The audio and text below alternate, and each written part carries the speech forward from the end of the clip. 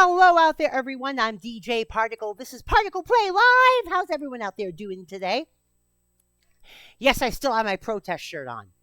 And I'm going to keep it on for a while, actually. Well, unless, of course, like there's a Splatfest or something. But I'm not expecting a Splatfest until April. So, hey, Kerplop, how you doing today? Welcome to the start of Pokemon Month. So we got to bring Ranko in here. Hey, Ranko! What's up? Hey. Ranko? Hello. There you are. Okay. All right. So, this year Pokemon turns 30. Yeah. Mm-hmm. So, by the way, on the note of anniversaries. Yeah? A happy Hedgehog Day. Oh, yeah, that's right. Well, unfortunately... Because Unfortunately, Phil did see a shadow. So, 6 more weeks I'm of talking winter. about groundhog. Yeah, well, I know. Dana's like, which means absolutely nothing. I'm like, I know. I'm just... Not talking about that anyway. Yeah. Oh? Today is the 32nd anniversary of Sonic the Hedgehog 3. Oh! That. I did not know that. Hilariously, Sonic 3 was released onto the Sega Genesis on Groundhog Day. Oh, jeez. 1990 some time ago. Oh, jeez. I guess in a way it kind of makes sense. Yeah. I love Sonic 3, but the original soundtrack advertised is better. it. They actually had Punxsutawney Phil in the advertisement. The ad for that game is actually in my Discord server. Oh, jeez. Oh, God. Let's see. Sonic the Hedgehog 3. Sonic 3.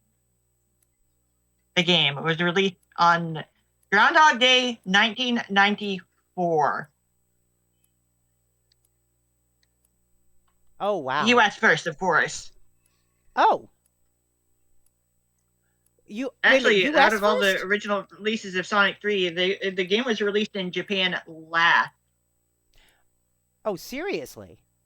Yeah, the Sonic game started being released in the West first, actually.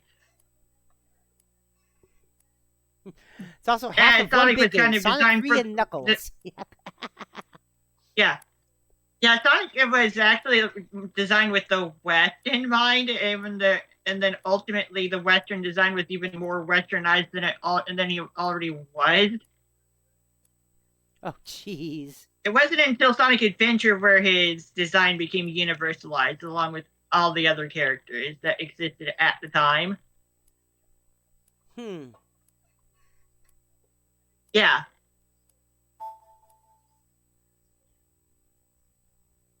In other news, there was another Retro Rewind update yesterday, along with a hotfix, and I think another hotfix is actually on the way as well. Oh? Yeah. No new courses were added for the retro side of things, but track updates did happen. So, because I wasn't sure what to play last night, I ended up playing Retro Rewind. Ah. As for the channel that exists for it, I ended up manually installing it onto my Wii menu. Oh, gee. What, Michael Jackson helped on Sonic 3's soundtrack? Yeah, he's uncredited. Yeah, he's uncredited as being kind of responsible for some of the game's original music. Oh, wow. Sonic 3 specifically. I did not know that. Not Sonic 3, it's like, yeah, which kind of carries over to Sonic 3 and Knuckles, but only in the Sonic 3 portion. Of course, later releases that involve Sonic 3 would have that music replaced. And that includes in Sonic Origins and the Sonic and Knuckles stuff for the old PC CD release. Oh, Michael Jackson helped on Sonic 3 soundtrack, but they changed several songs for the Sonic Origins version. Three zones in Sonic 3 have different songs now. Ah. Yeah. Yeah.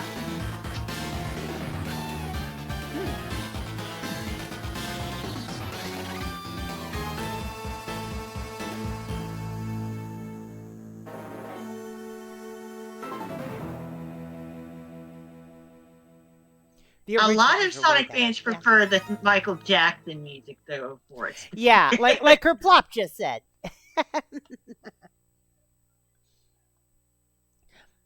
Yeah, the original music is really good. Ah. To be fair, it's technically Michael Jackson music, which is usually good, actually. Mm-hmm.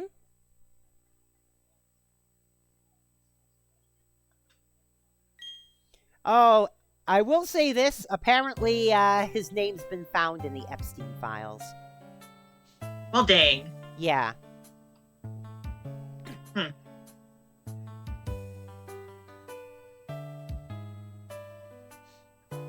I know there are a lot of people's names in those files. And J.K. Rowling's in there too, apparently. GG. Yeah. She apparently back when Deathly Hallows was in the planning stage as a stage play. In 2018, Rowling invited him to the opening, whenever that would be. The opening ended up being in 2023, but or was it 2024? Long after Epstein died. But she had invited him to the premiere whenever it got off the ground. Mm.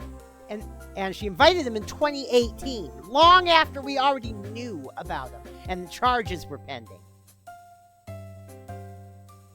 So yeah, you want another reason to get rid of the Turfy Wizard game? Well, it's a PDF-y wizard game too, apparently.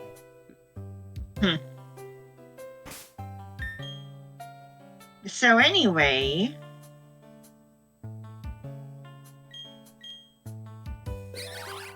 Just don't let Mr. Rogers be in there. No, there's been no mention of Fred Rogers. That would be that to me. That if he had been in there, that would have been like the ultimate fallen hero moment. But no, yeah. He's not in there. That would break you. It would break me too. But no, he's not in there.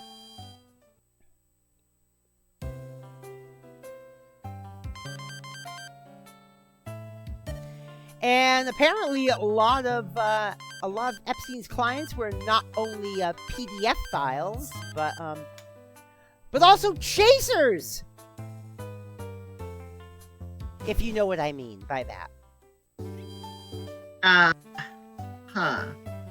Yeah. I'm not sure. You're not sure? Well, let's just say people who have a predilection for women who were assigned male at birth.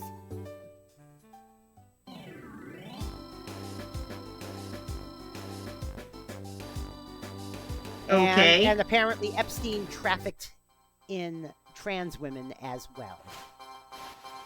And if trans women had rights, they'd be harder to traffic, wouldn't they? So now you know where the recent trans panic comes from, and why trans women are being portrayed as evil interlopers, and trans men are being portrayed as confused women who need our help. Good grief. Yeah. Okay, Yeah. Okay, yeah. I have good news for you. Yeah? Mesprit's running away has move priority. Oh. Uh-oh. And that's why I was able to move first and stuns for it. Ah, good. It has move priority. Ah. So it moved. So which means that the running away counted as taking a turn, which applied its speed stat to the order of operations. Ah. And my verse rate is faster, so I was able to paralyze it. Cool. Yeah, so it's slowly coming to light that every single thing wrong with modern society, it's slowly coming to be that everything wrong with modern society is tracing back to Epstein. Like just about everything. It's like wow. It's like Epstein was like the apex supervillain of planet Earth here. Earth. Yeah. Also, Vladimir Putin is in the Epstein files.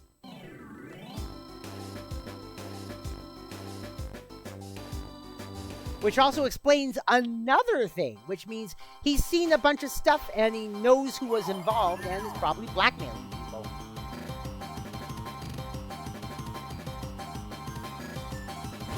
Oh, by the way, Rosary being faster than Mesrit means that I can actually deal with it through damage. Exactly, Kerplop. Exactly.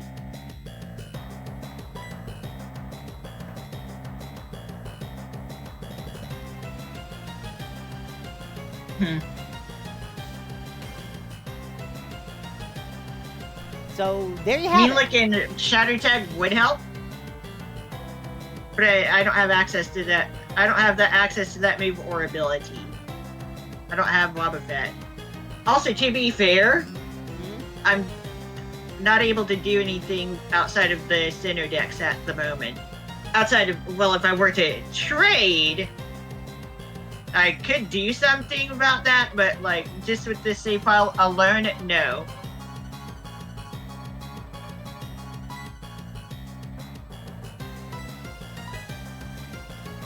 Quick ball! No shakes. Oh, you got to be kidding me. Reminder, how the hell can it flee when it's paralyzed? That's not how that works. Synchro hide and seek might be fun to try when you get to SV. Oh, Scarlet Violet. And we won't be getting to Scarlet and Violet for a while yet. And now some people are saying there may be a 10th generation may be coming out later this year. I'm surprised that Mesrit kind of warped it to where it did. Oh, God. It's on the move! It's on the move!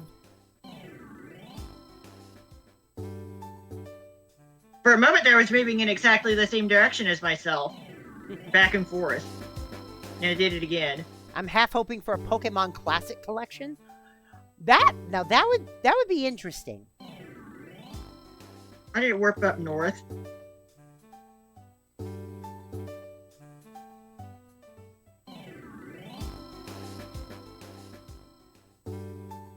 So basically, every time you meet up with it, you only get one opportunity to catch it. Only one turn of yeah. time with it.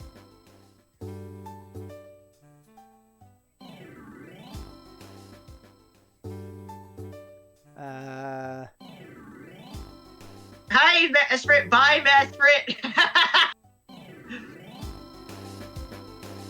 Basically, it just went completely around me. It went completely around me in both directions.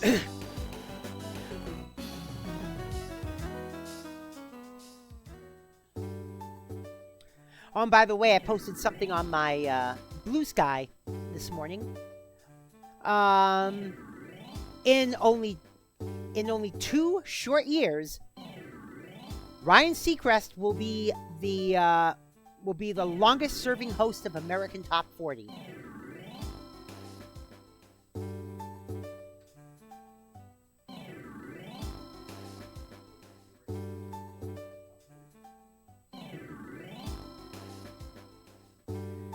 He started hosting. Okay. Oh, go ahead. Get over here, you little shit.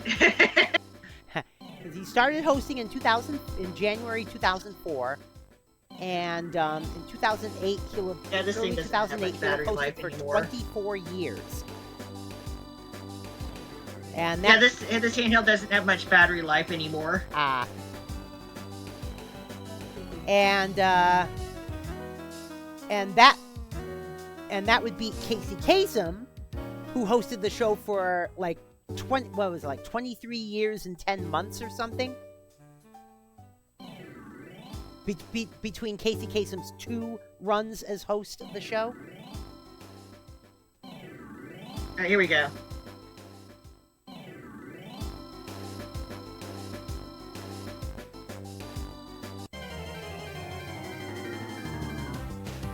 hey, you're not Mesprit. You're not Mesprit at all.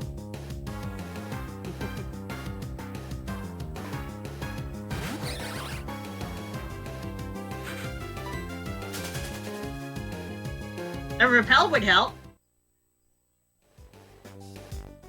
But only with Roserade and Luxray. Because Mesprit is exactly level 50. And then it went away because I ran into a different Pokemon. You don't think they're actually called hounds, but I think it sounds cool. Ah. You're not Mesprit either. Yeah, I went to another route actually. Ah. The legendary trio that we get to meet in the Johto region are just called the legendary beasts officially. Or to some, by some people, by some extent. They are different types of beasts, of course.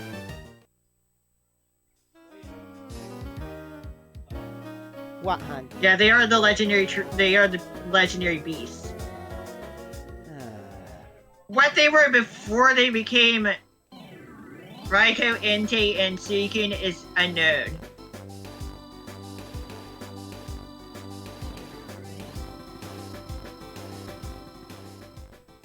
I mean, people have definitely called them legendary dogs, but I don't think they're all dogs. I think Raikou is actually some kind of cat-like creature, a saber-toothed cat specifically. Ah. While Entei definitely has musty features. As for Suicune, I'm not entirely sure. Maybe some kind of teeth thing. I don't know. But they are not all dogs. That's for sure. I think I've seen someone call them legendary hamsters.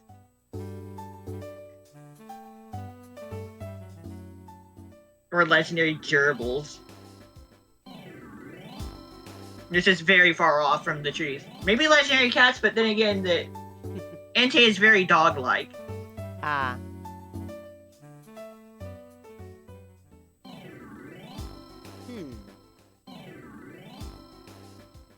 I have no control over where Mesprit goes, by the way.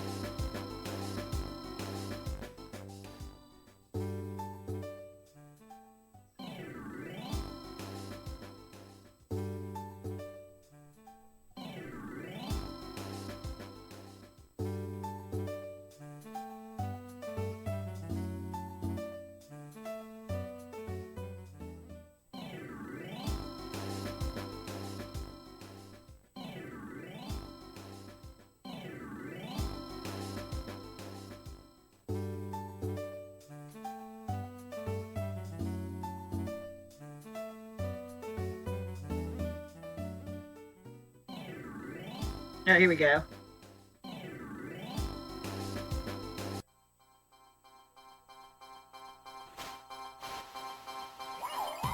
At least because it's paralyzed, I can no longer poison it. Also, Leech Seed is completely useless because that effect ends at the end when the battle ends.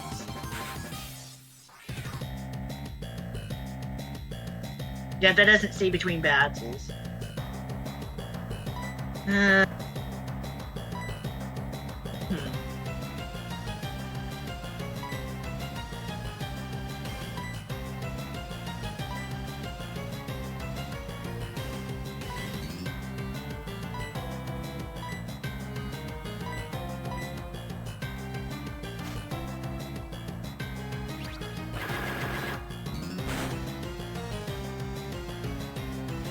Okay, one more hit from Magical Leaf should do the trick. Then we can start throwing quick balls at it again.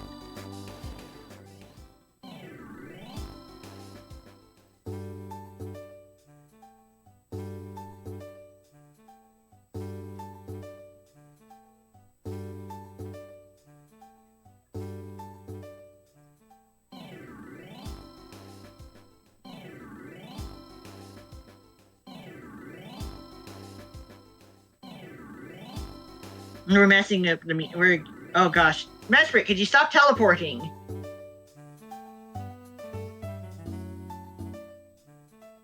I mean, technically it is already teleporting from route to route, but it's going flying around too much.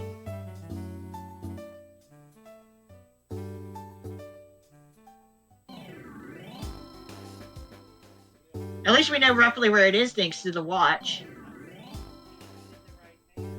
Of course. What? Oh, no. Dana's watching something on JoJo Siwa. Hmm. Yeah.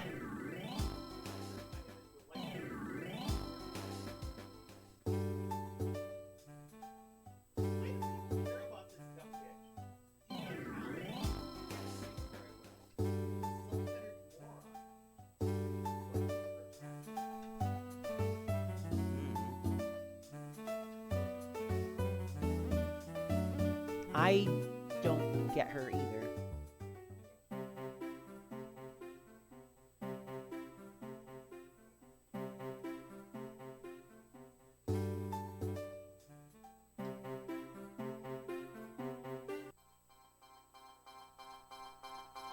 Yeah, every time it flees from the battle, it warps to another area randomly. That's how roaming Pokemon work. We're showing how roaming Pokemon work.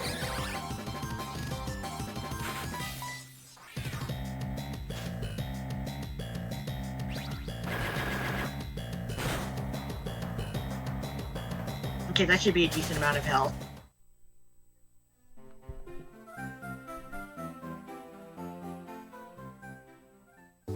It is considered paralyzed.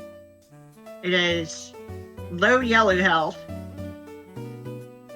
Probably near red, actually.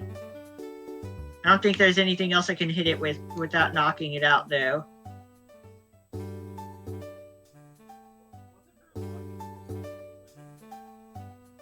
I think so.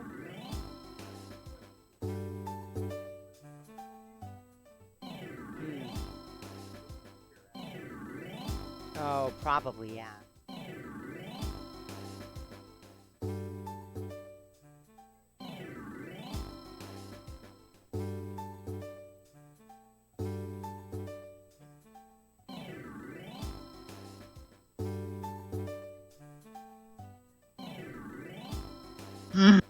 Wow. Okay. Did you see what it did? What? It went right by me and flew the heck to the other side of Sinnoh. Oh, God. Oh, jeez. So they were unknown. Oh, God. All right.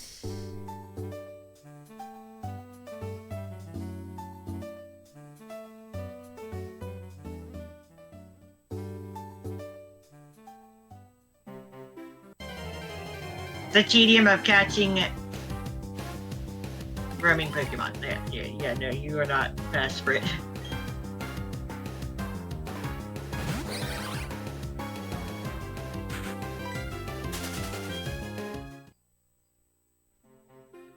Obviously, having the roaming Pokemon on the route does not guarantee it'll pop up first.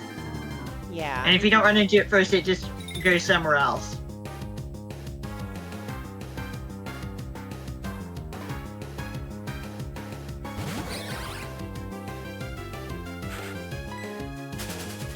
I probably should save, however, to keep the damage and status Right.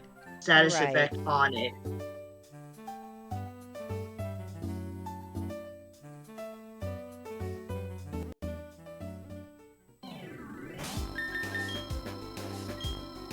We'll get to do this again in the actual post-game activities. Yeah. However, when we deal with the other roaming Pokemon, I probably might actually use the Master Ball. Ah. So the other Pokemon that roams in Diamond and Pearl is higher leveled, I recall. But I should check that before we do anything else.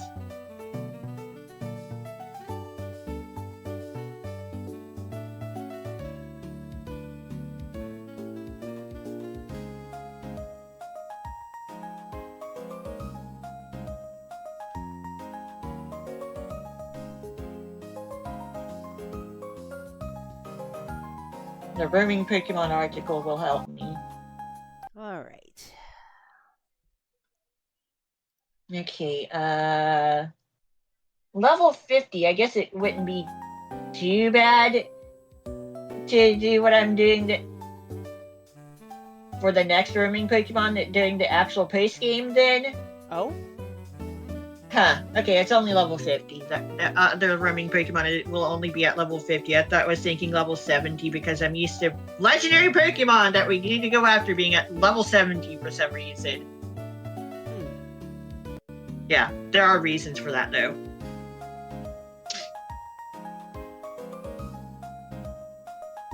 I mean, we did deal with Rayquaza at level 70. Twice.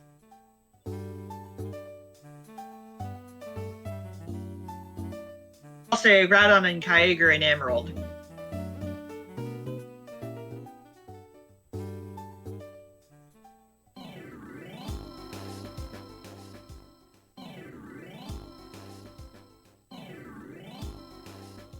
No, you shouldn't, none. Come on. You stop that.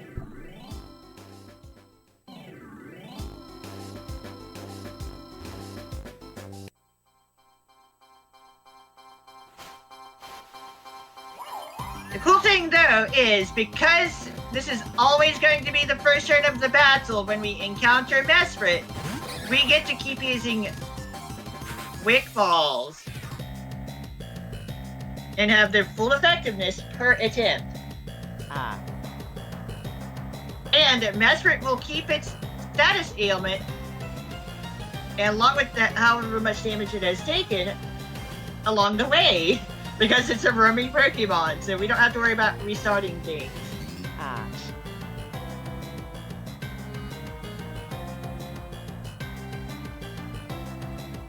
Let me see, the effectiveness of the Pokeballs in Gen 4 specifically would be important information. Should I be throwing Quick Balls or Dusk Balls, you know? Because it is also nighttime.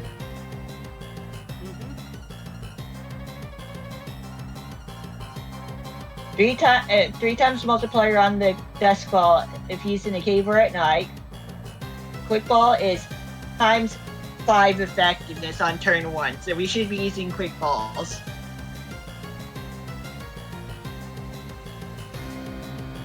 The base catch rate of Mesprit is 3 out of 255. Maybe out of 256, but either way. Yeah, it is only 3.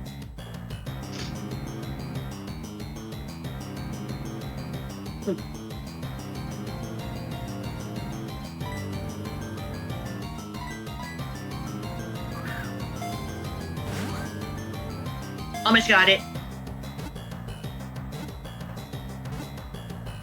Ooh.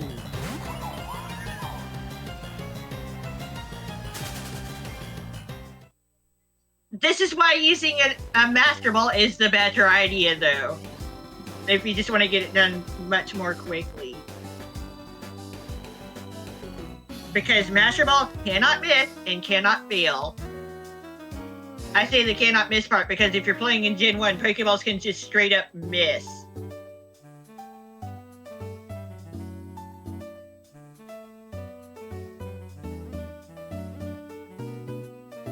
Well, that was quick.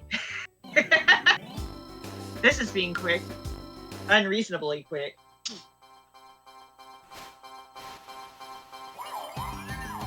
Is it true you can find other legendaries in BDSP like the Johto and Hone ones? Yeah! They replaced the PAL Park with other functionality. I actually have not bothered with doing that stuff. I haven't decided to deal with that on my own time, but like that is a thing. Because PAL Park would not work on Switch anyway.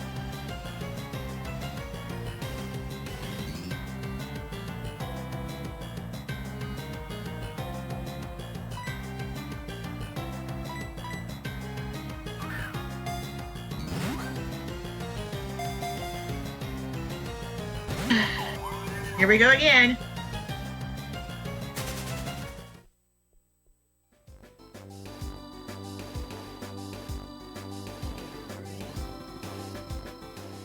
And by the way, I have some other news. Oh? Apparently Corony is back to streaming again. Yeah, I think you mentioned that before. like actually back to streaming for realsies. Because she streamed again. But like I think she actually really is back to it now. Ah.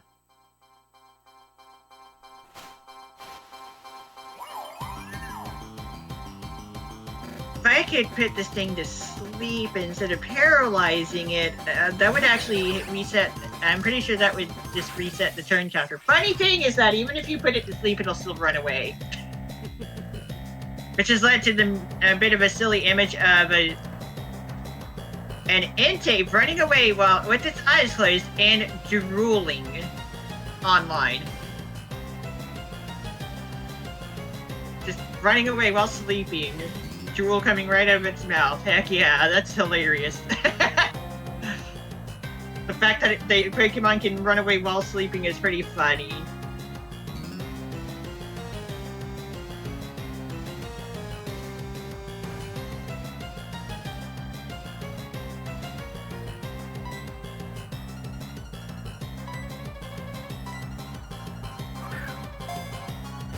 Also, I think the Lake Guardians are actually immortal, by the way, because I think there are literally only one of each in this save files world or something like that. There's supposed to only be one of each, and they've existed since Arceus created them eons ago. Ah.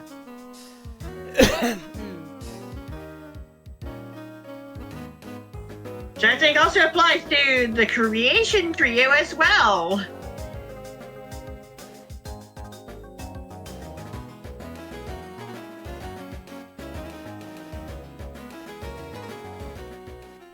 And Arceus is obviously immortal.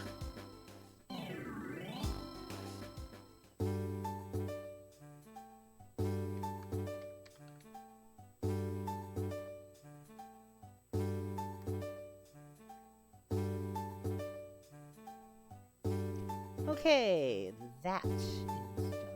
Now let me...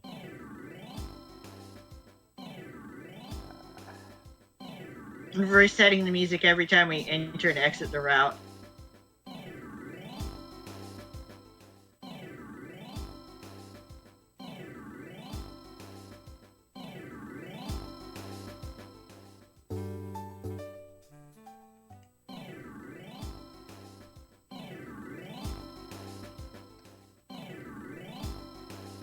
I went too far off to the left.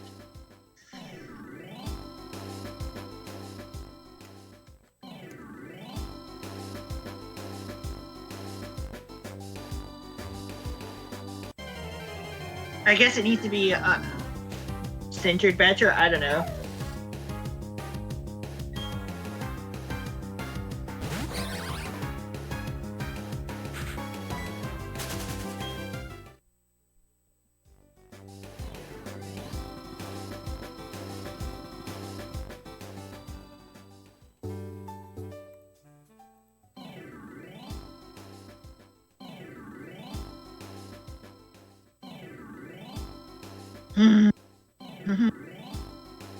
Yeah, this is...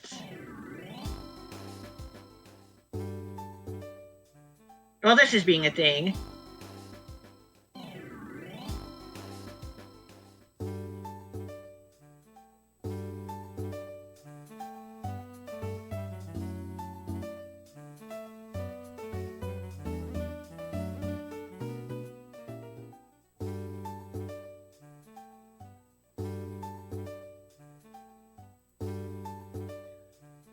All right.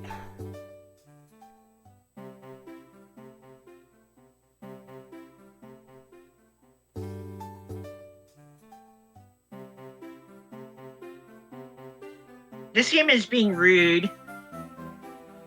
Emmy! This game is being rude! Oh no, what's wrong? I ran into not Mesprit. Oh god.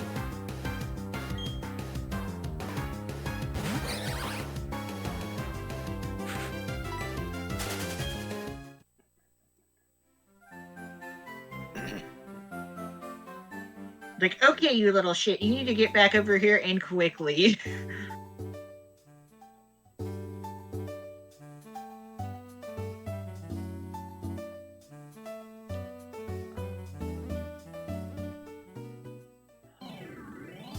And while I was trying to get it back over to where I was, it went to the route that I was going over to twice.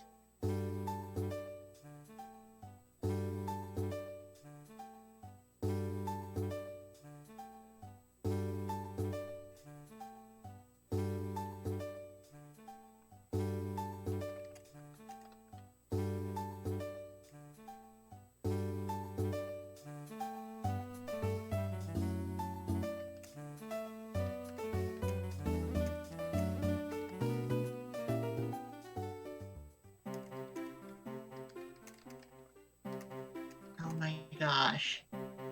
It skipped right the heck over me.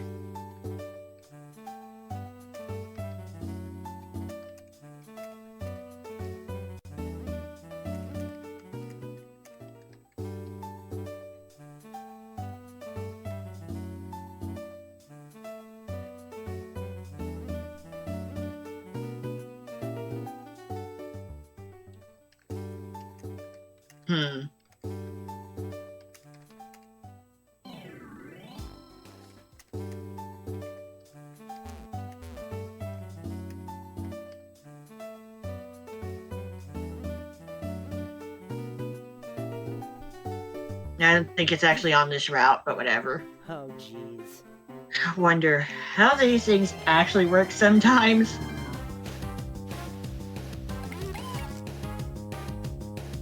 All right, I just gave Xander a model that he requested. Xander gave me his Vroid file. He finally got access to his Vroid file. And he said, put me in a red vault suit. So I did. Noella had an eventful day. She stole 3 beef jerky sticks. Oh, jeez. How you doing today, Kill May?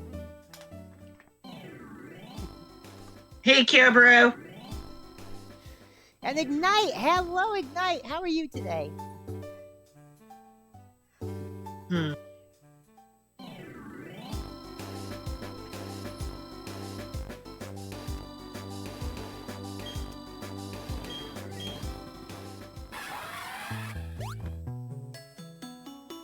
I think it actually does matter where the icon is.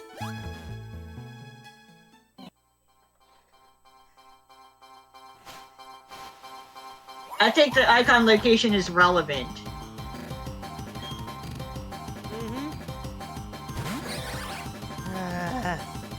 Come on, catch this Pokemon already. Zero Quick shakes. ball. Oh no. What the fuck, Sora?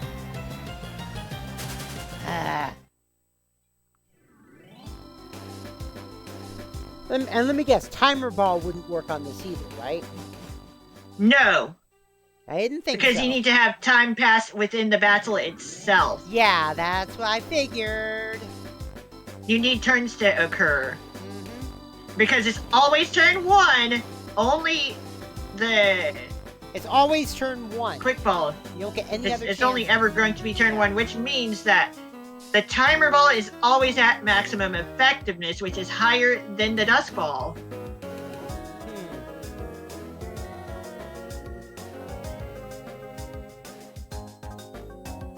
Let's see, timer ball. To reach max effectiveness.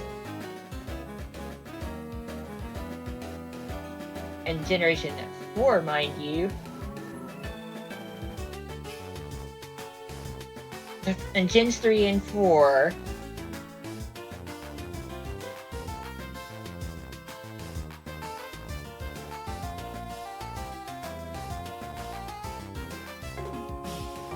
Would require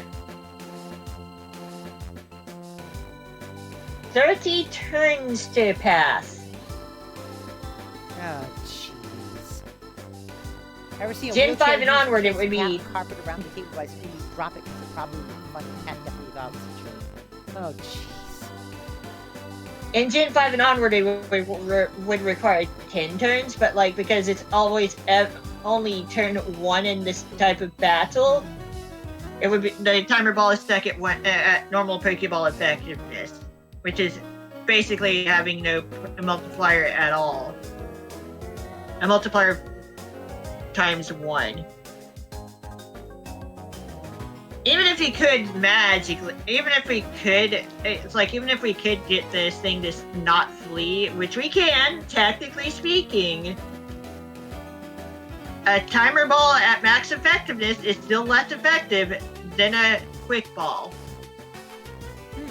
Because it only caps at times 4. Kiyome said she came in the kitchen screaming in the same joy she has with her mouse toy. I turned to see a beef jerky stick. That's when the chase happened. And I'm out in the kitchen for a bit and she does it again. Oh my god. He chased her all around the house. Wow.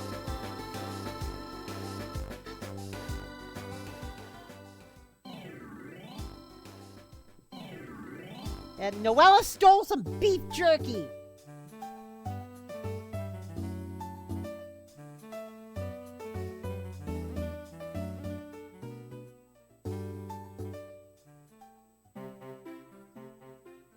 You've says,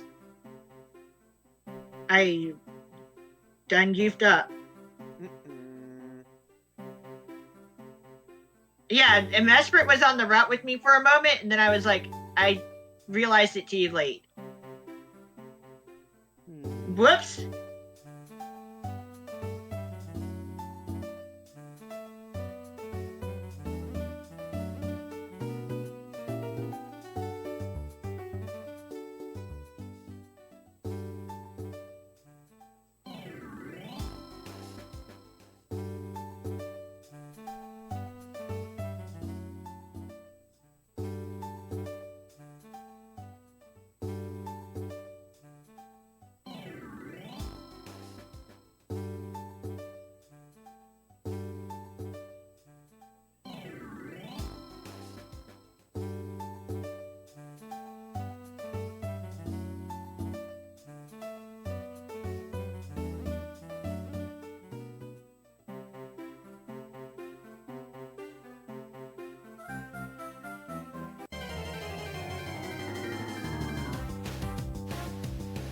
I'm softly saying my quick ball's back.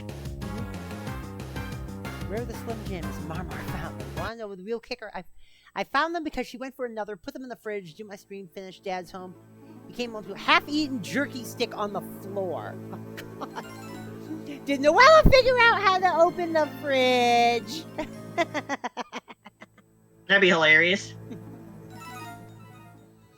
Why not? I had a kid who figured out...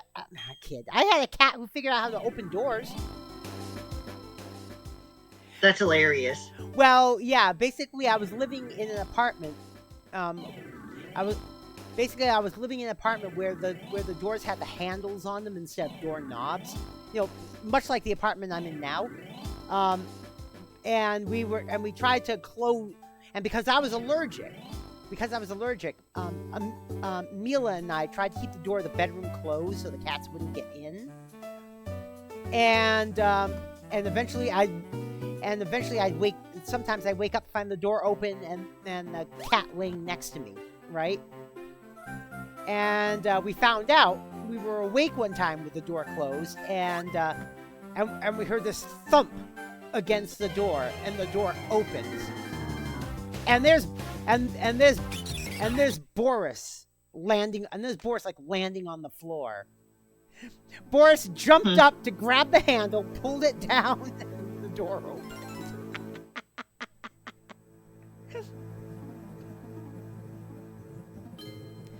Cats is smarter than you give them credit for sometimes. Yeah. But yeah, the cat stole 3 beef jerky sticks. Oh, God.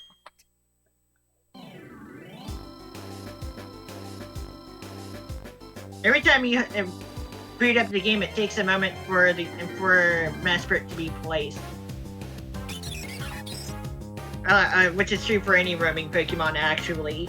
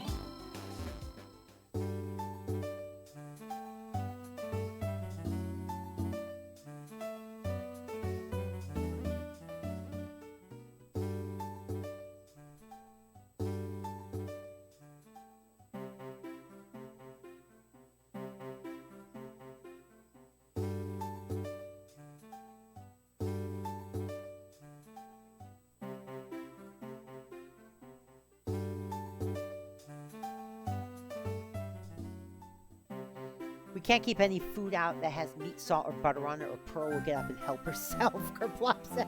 Oh, God. Wow. Mm-hmm.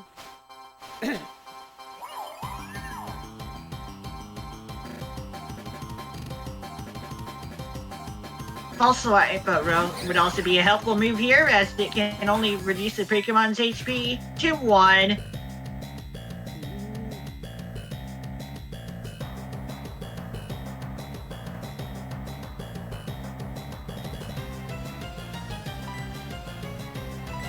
Come on. I did lose one quick ball because of the attempt immediately after paralyzing it, but before damaging it, so whatever. Now, this Mesprit really does not want to be caught, does it?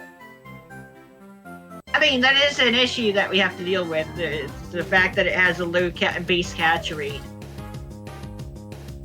So multiplying a small number doesn't make it that much bigger.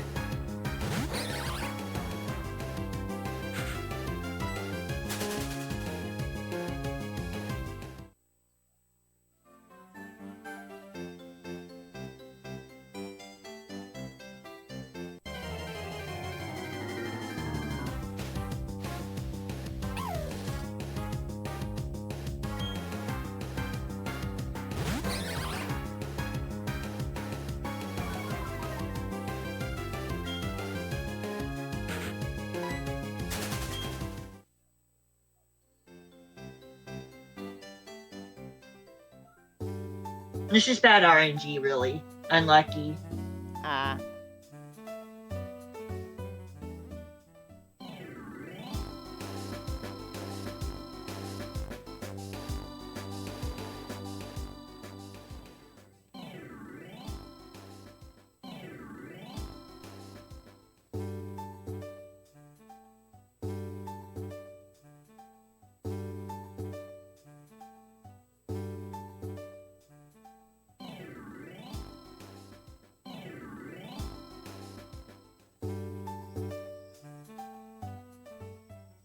I don't think the placement of the icon on each route is really relevant, but who knows? But I think it just centers the icon on at the middle of the route, or the area, or the part of the route that has different encounter data. As is the case with routes that are 90-degree angled.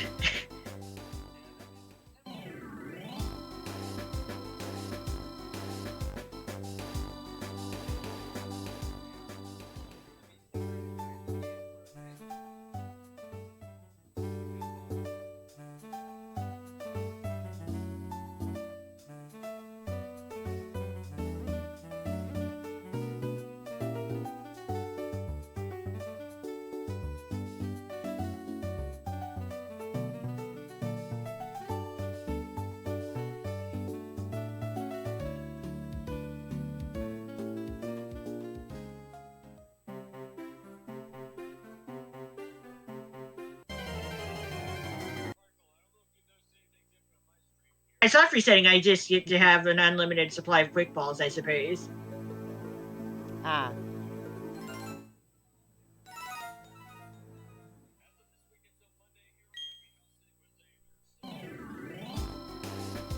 Oh, Cake! Did you see J.K. Rowling did a private... Yes! I saw that. I actually skeeted about it, too. I said, I said, one other reason to avoid the turfy wizard game? What if I told you it was also the PDF file wizard game? Yeah. No, but it goes a little further than that. We know where this trans panic came from.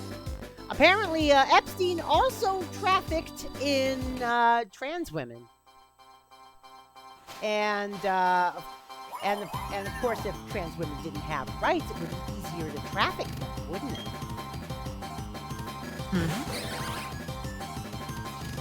Yep. And that's why the panic is mostly toward trans women, and trans men are tragic figures who need help. But trans women are evil interlopers. Their faces are in. Those guys, those people that say that type of stuff. No, their faces are evil interlopers. But yeah, it looks like Epstein didn't only have a PDF ring. He also had a trans girl.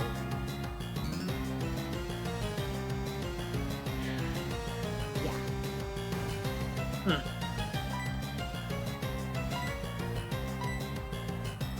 And that was something we did not know until this latest round of Epstein files. Unfortunately, the ball only shook 2 times. Oh no!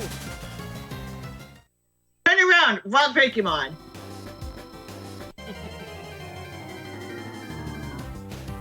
Oh goodness gracious, game please! Why did you throw me a female Abra when I'm already done making my team? It'd be funny if it had synchronized for its ability. Oh yeah. Yes, exactly. I can check for that. Exactly. Fuck Rowling, fuck Epstein, fuck all accusers in the Epstein files. Yeah. And Not synchronized! and the thing is, all the names that are in there, some who have died since, and unfortunately will never get, and unfortunately will never face justice. Like for example, Robin Leach, Stephen Hawking. Yes, Stephen Hawking. We're Saku-sang. Emmy. No, he partied down on the Emmy. island. What? Emmy. Hmm? The first Aber we encountered was both female and had synchronized for its ability. Oh God! So you want to try and catch it?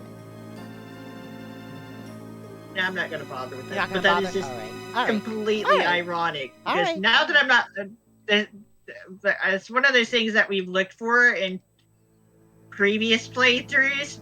Why were we so lucky this time around? Yeah. How would Stephen Hawking? Is it- I'm sure he had a way.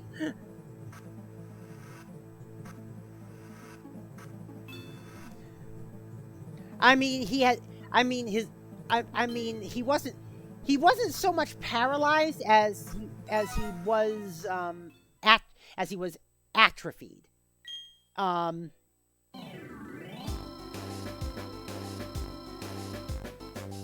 In other words, he still had feelings in his extremities, but his muscles weren't strong enough to move them. Mm-hmm. So yeah, he wasn't paralyzed. He had dystrophy.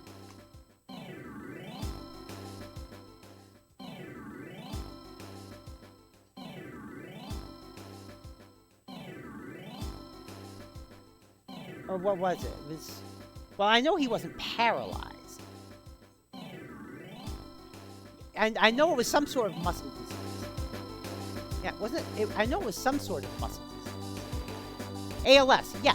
ALS is a muscular dystrophy, hun. Lou Gehrig's disease, that is a form of muscular dystrophy.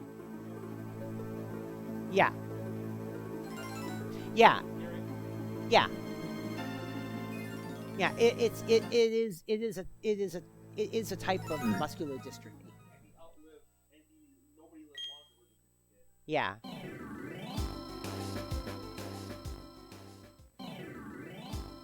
Mm-hmm. Exactly, Cake. Exactly, and apparently he was always a little perturbed by the fact that he couldn't get his text to speech to sound British. And so because of that, everyone assumed he was American. What? Yeah? Yeah? I know. I know.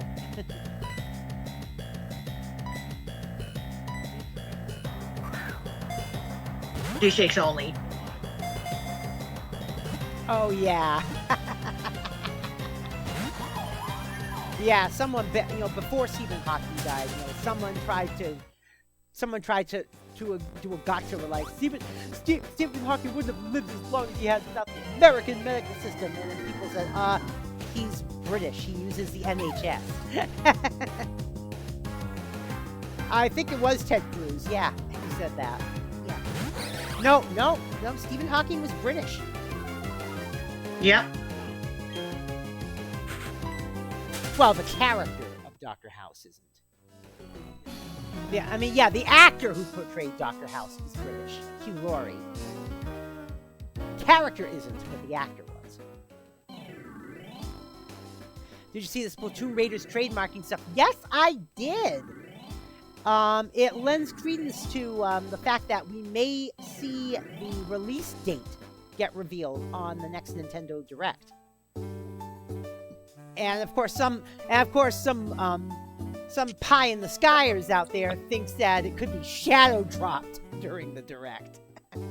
as in What? and you can get Splatoon Raiders now. Like the Octopus Ranch and stuff. Yeah. But no, I think we're just gonna get a release date for it. Most people figure that it will be released around June. I may have to get switched to I'm not going to get it. Yeah, a lot of well, Ta-da! well, Arlo. I'm not going to get it. Arlo has a prediction of what he thinks Splatoon Raiders would be like, and he thinks it will be a semi-cozy. He thinks it will be a semi-cozy roguelike. I'm not going to get it. Well, to be fair, you don't have a Switch 2 anyway. Yeah. Alright, Mesprit, the emotion Pokemon, known as the being of emotion. It taught humans the nobility of sorrow, pain, and joy. Depends on the Pokemon. I do. Yeah. I do know one game that I do really badly want. It's Tomodachi Life. That comes out the day after my birthday. Oh yeah. Well. That's not going to be. Well, that's not going to be a Switch 2 game. That's going to be a Switch 1 game. No, it's not a Switch 2. Like, it's not a Switch 2 exclusive, thankfully. Yeah. Hey, what's up, Raven Well, that Wizard? didn't- How you doing today? Well, that ended up not taking terribly too long. What happened? Not Mesprit. Oh, nice. I So- caught it the hard way. So what do we do next? Next up is Azel. We need to go see Azel. Ah, Fun fact about these not too much, three Raven. Not legendary too much. Pokemon is that two of their English names are not the same as their Japanese names. Like Yuxi, we pronounce it as Yuxi because I suppose its Japanese name is actually pronounced as Yukushi. As for Mesprit, it's Emorito, and as for Azelf, it's Agunome. They are a rare case of legendary Pokemon having different names between English and Japanese. Other noteworthy Pokemon that fall into this category are Kanto's legendary birds. They are not Articuno, Zapdos, and Moltres. They are Freezer, Thunder, and Fire. Literally the English words in katakana. Oopsie, like oopsie. Mm.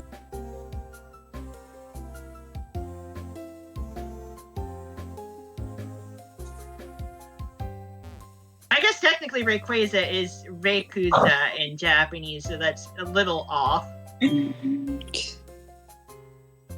But like for the most part, legendary Pokemon have a little bit more difficulty in coming up with their names because they need to sound the same across all applicable languages for the most part. Mm-hmm.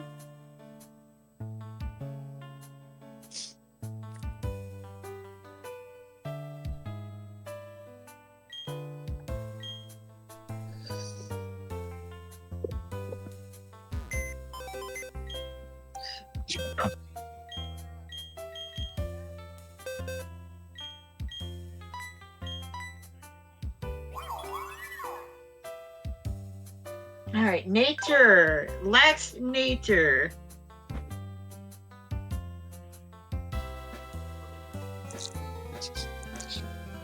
Hilariously, because of how roaming Pokemon work, Mm.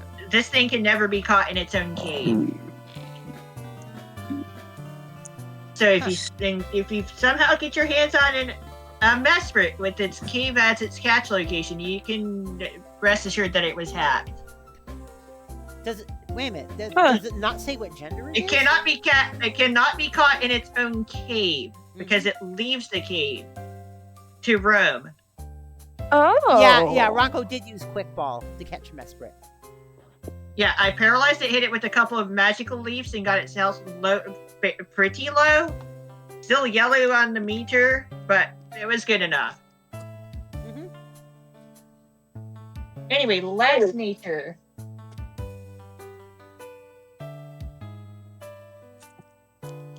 Plus defense minus special defense.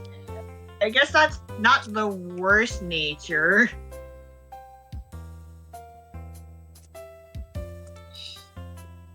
It could be worse.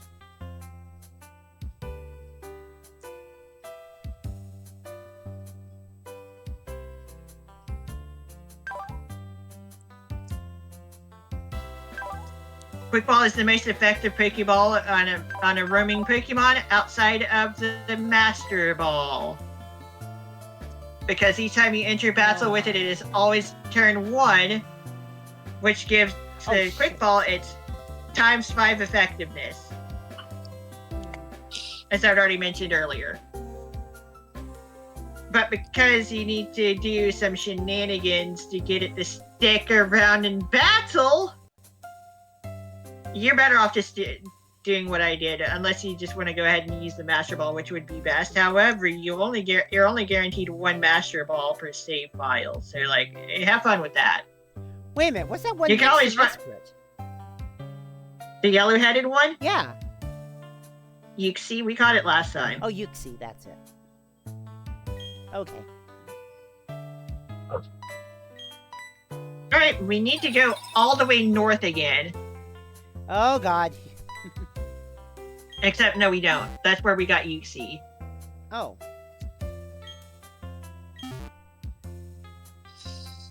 You remember the lake that got bombed the heck up? Yeah? During the game story? That's where we're going. Okay. Through magic, some sort of weird magic, or maybe some reconstruction, the lake is back to normal.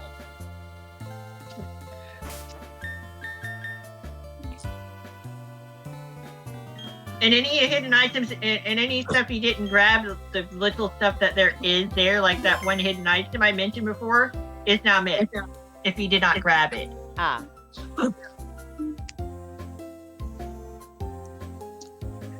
Luckily, it was only an HP up. Ah, jeez. Don't mean maybe. Yes, sir. That's my baby. Sorry. We're going there on foot. Nice.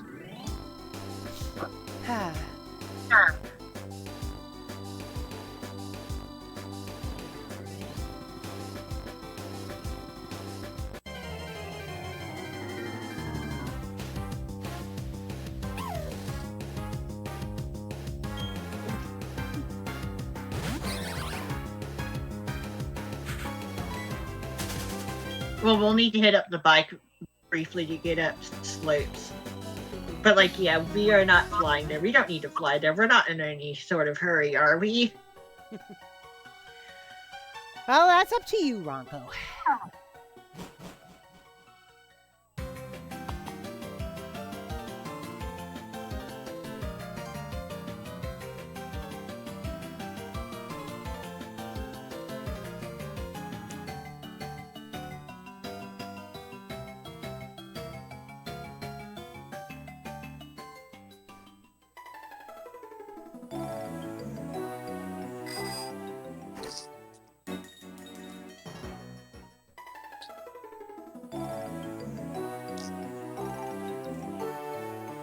Mesprit is like, Yuxi is a nice Pokemon used for defense. Mesprit is kind of a little bit different, a little bit more strong, I suppose, a bit more capable of an attacker, but not quite as good at defense. Azelf just goes all in on an attack, by the way. and is noteworthy for being that Pokemon that you might want to lead your team with in a competitive battle, just to get Stealth Rock up really quickly and then just let it get fainted. And if it survives, you can just throw off pretty strong attacks with it, mixed between physical and special.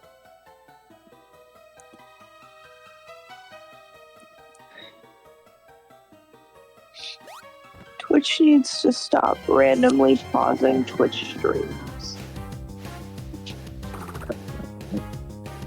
You're asking for Twitch to stop being Twitch, basically. Exactly.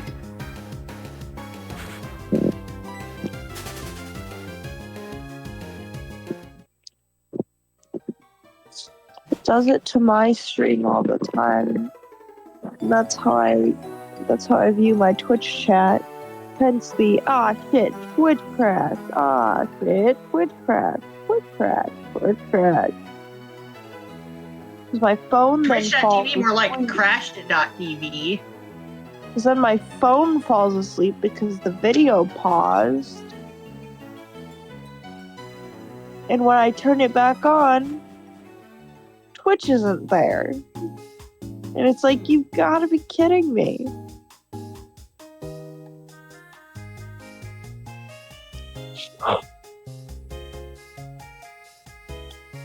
We're just going through the routes of Sinnoh again to more or less enjoy the music while we're here.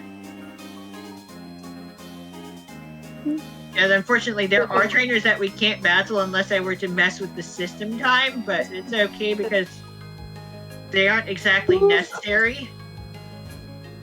Auto delayed? What do you mean auto delayed? There. I know there is some latency on the rebroadcast of Ranko's stream because Ranko prefers that we do it the old-fashioned way by just simply rebroadcasting her stream instead of her feeding her stream through OBS. Yeah.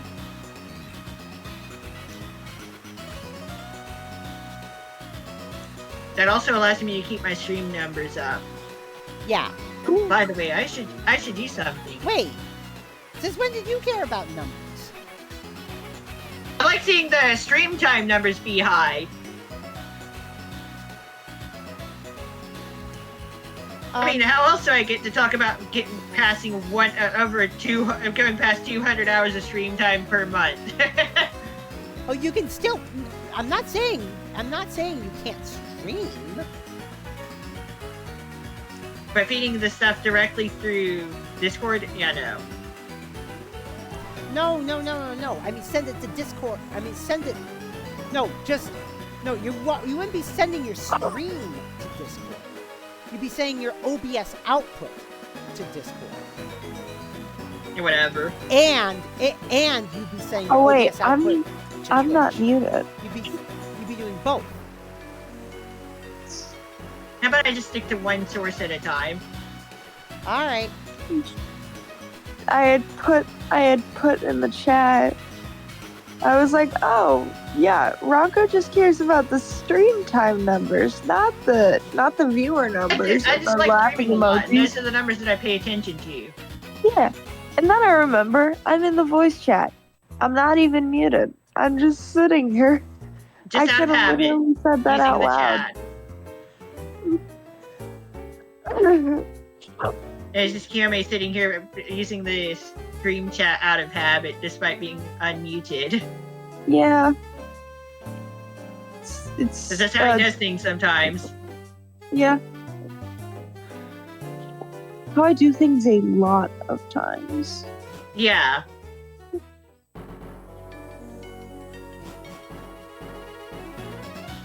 Also, Legends Arceus not Legends Arceus, Legends ZA is actually a pretty fun game. I've talked about it before, of course, but like I enjoyed the fact that there are a lot of battles in that game. Hey, fair. And so, therefore, I enjoy it more than Legends Arceus. Fair enough. There's also the fashion thing there's fashion options that are in Legends ZA, I guess. I guess there is customization in both games, but there's just something about Legend Z that I like more. And part of it is definitely the battling. I have yet to run into a level curve issue.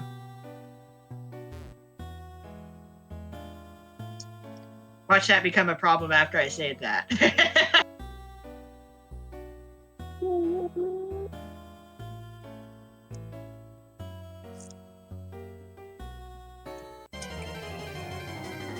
I'm sorry, Giraffe Rig, but we're still a long time away from getting your evolution to happen.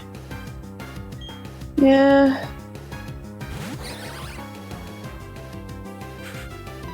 It's thanks to Fairy Giraffe, Fairy Giraffe existing that we initially let Giraffe Rig participate in Little Cup battles in Generation 9. And then Giraffe Rig proved to be too much against babies, basically, and ended up getting banned. The same also ultimately happened to Dunsparce, thanks to Dunsparce being a thing.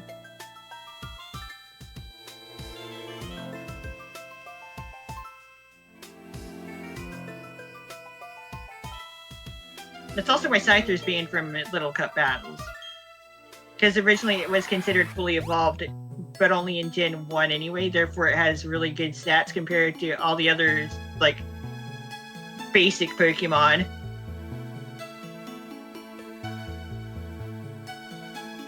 In Generation 8, Cherubi is banned from Little Cup battles, not because Cherubi itself is good, but because its only ability is Chlorophyll, which it's the actual reason Cherubi cannot be used in Gen 8 Little Cup battles, sanctioned by Smogon rules, of course. Because, yeah, if your only ability is banned from a format, you cannot use that Pokemon in that format.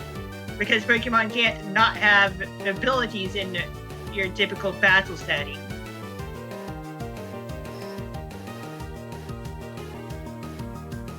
And I think that's actually kind of funny.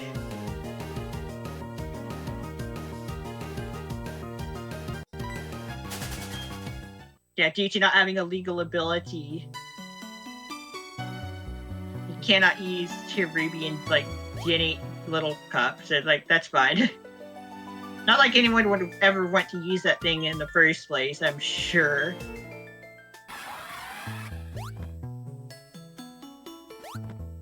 This is just to show you how good some abilities can be, though. TM25.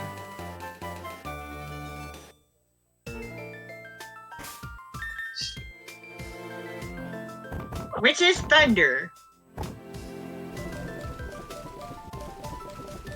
Oh, yeah.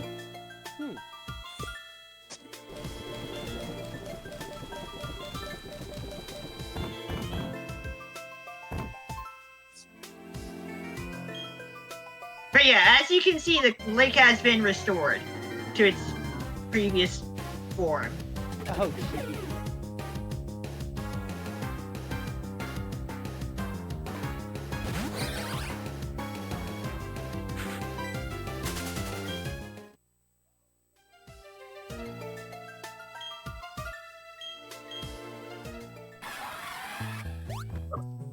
oh, Kerplop says he loved Arceus' exploration and misses it in ZA. Fair enough.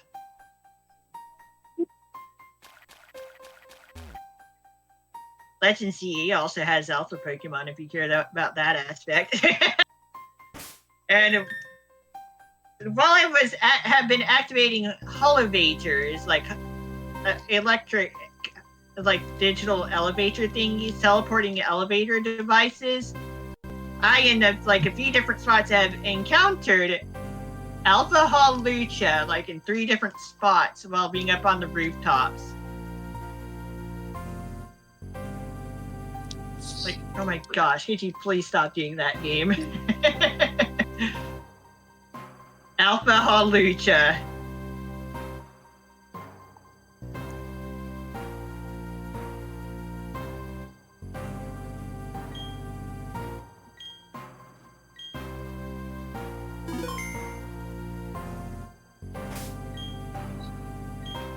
listening to this music, I actually realized that this is actually pretty good music, and I never get the chance to listen to it. This very specific cave theme used for the Lake Trio caves, the Lake Guardian caverns.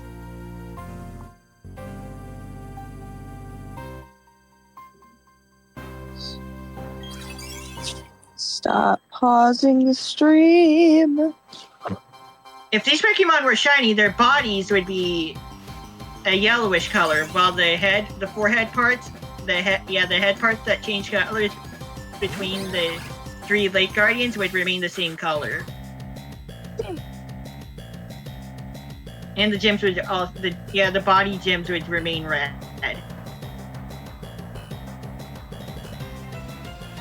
Yeah, Azelf is a speedy attacker, by the way. And it's through that speed that people had to have a habit of using it for as a stealth rocker as well. A stealth rock setter in Gen 4 OU battles. Of course, power creep has led to Azelf being thrown into the lower ranks in newer generations, but like, that's one thing it has going for its legacy in Gen 4. The fragile speedster that is reliably capable of getting those stealth rocks up. Oh, by the way, also being a fast attacker. By the way, you know how Twitter is basically a subsidiary of XAI right now. Well, XAI in turn just became a subsidiary of SpaceX. So Twitter is kind of a subsidiary of SpaceX now. And the reason why is because Elon wants to move the generative AI servers into space using solar and being solar powered. Okay. Well, that's an idea. Well. To be fair, it would stop it from polluting the Earth. Yeah, that is true. That's the interesting Then part it would about pollute our solar system. No. No. It wouldn't? No, because solar power. Yeah. Otherwise, we could. If we call it solar power pollution, then the whole solar system is already polluted. Yeah, I mean, solar energy is literally everywhere. I mean, seriously, how do you think current satellites work? How do you think the International Space Station gets its energy? I mean, I don't really know much about anything, and I am A-okay with admitting that. Trust me, Kiyomi, it's not going to pollute anything this way. I know. Because, like, if you consider solar energy polluting thing, then, well, the whole solar system is always polluted forever. Because solar energy comes from the sun. I mean, right now, it wouldn't be feasible. That's why we call it solar energy, actually. I mean, right now, even to Elon Musk, it's financially unfeasible to actually do that. But the idea's not a bad idea, actually. Yeah, I have to admit, it's not a bad idea, but it's just not financially feasible right now. It would literally cost trillions of dollars to do it. Yeah. It's an interesting idea to look into, though. Well, repairs and upgrade would be the same way you repair anything else in space, pretty much. Yeah, that would also be an issue. Yeah. But of course, the fact idea that being solar power is environmentally friendly, that's a good takeaway from it. And of course, since the sun's radiation is stronger above our atmosphere in space, it would produce more energy. Yeah. Yeah. But as I said, I don't know much about really anything, honestly, and I'm okay with admitting that. Like, we're hey, here at least to inform you about these things. At least I admit it, unlike a lot of the people on Twitter. I don't Yeah. even Oh, have yeah. Twitter, and I already know that. I know. None of Yeah. them gonna admit when they're... But like, hey, Kiyomi, at least you have us here to help you learn things. Yeah. Yeah. I actually made a small Twitter reply post today. Not a quote retweet, but just a reply. Because someone was complaining about Tamagotchi life, saying, yeah, welcomes everyone except straight white Christian males. So I just posted underneath. I said, fun fact: you can create a straight white male in the new Tamagotchi life. Yeah.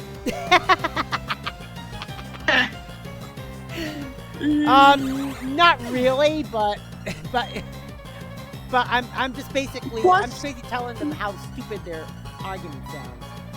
Like, technically, you can do that. You can make the straight white male character and act like they're Christian. Yeah. Yeah. And technically speaking, if you tell your me, oh, well, what should we talk about, to just put God. There you go. There's a Christian as well. Granted, you're technically God in the game.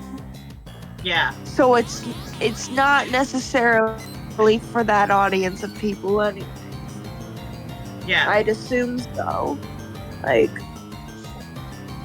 IKEA has just released a 1 3/4 long hot dog. But only in the United Arab Emirates. Of course, only they get to have it. Well, it's a hot dog. It's a 1-foot-long hot dog, and I've also had 1.5-foot-long corn dogs. But IKEA is selling 1 3/4 long hot dogs. In other words, 20 inches. my brain... Okay, I was about to say, my brain cannot do measurements, at all. And now I'm confused on what the inches stuff is. Because the thing is, earlier, my dad was saying, oh yeah, it needs, like... He was talking about, like, his...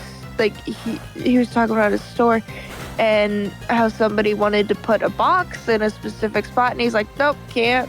It's gotta be 3 feet wide for wheelchair users, and like there's gotta be 3 feet of clearance for wheelchair users. And I'm like, is that math right? Because I know it's 36 inches, because I myself am a wheelchair user. I know how fucking stubborn and difficult it is to freaking fight with trying to get even in my own bedroom door, because either I gotta take off my foot plates or I gotta fight with going backwards. Yeah. But yeah. And yeah, 36 inches is 3 feet. Yeah. Yeah. I'm also the person who has a 50-foot long HDMI cord because I don't understand units very well. I also am it's a commit to the bit kind of thing now at this point. Because I'm over 21.5 thousand stitches into this blanket. The blanket that I'm working on was supposed to be 86 inches long. Have I told you how long it actually is? How long? It's over 9.5 feet long. It kind of might have overshot it a little there, Kiyomi. 86 inches versus 9.5 feet long. Kiyomi, I think you might have overshot that a little bit. Stitches that is? Do you want to know how many extra stitches that is? My blanket, my full lap blanket that's laying at the side of my bed right now, my full lap blanket is probably around 21.5 thousand stitches. I am only on row 50. 1 second. I need to open up my notes app to see exactly where I am at on this. I am on row. I've completed 56 rows, currently on the 9th row of pink, and each row has 384 stitches in it. Oh, jeez. So yeah, 21.5 thousand stitches. And you want to know how long it is, like, the other way, other than 9.5? It's not even a foot long yet on the one side. That is how many stitches is in one of my blankets in general. And that is yeah. The thing is, I think paralyzed as elf.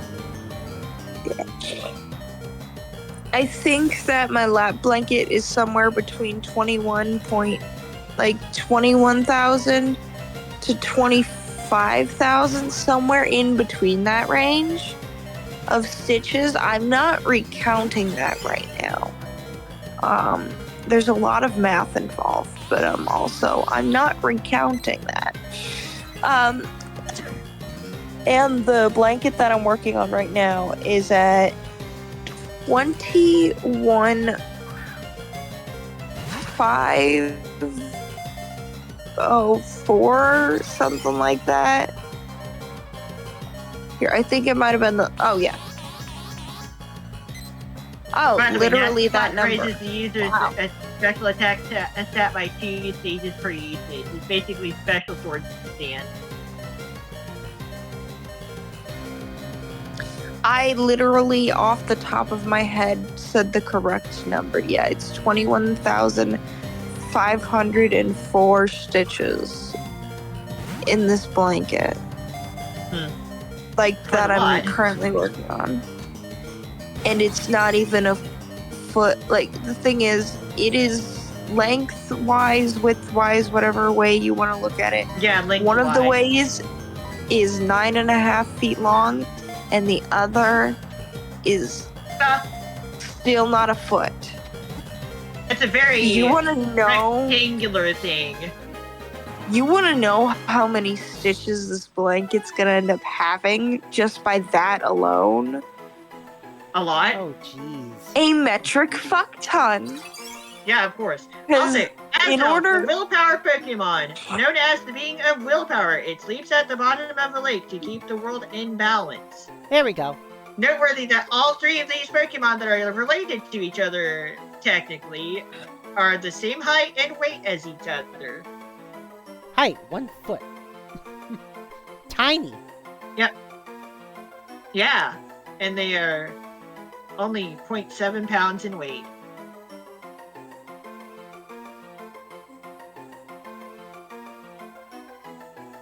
Well, we're done with the Sinnoh Pokédex.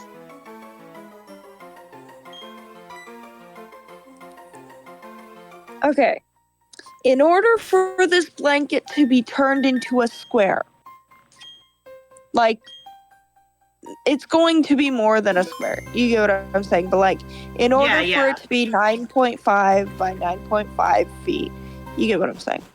It would have to be 218,880 stitches. Wow. Also, hey, thanks, Raven Wizard. Mm-hmm. We have now seen all the Pokemon in the original Sinnoh Pokédex. Okay, so what do we do next? Kiyomi has more stuff to say. So we're going to hoof it back to the professor's lab. So, Kiyomi, you have more stuff to say, right? Yeah.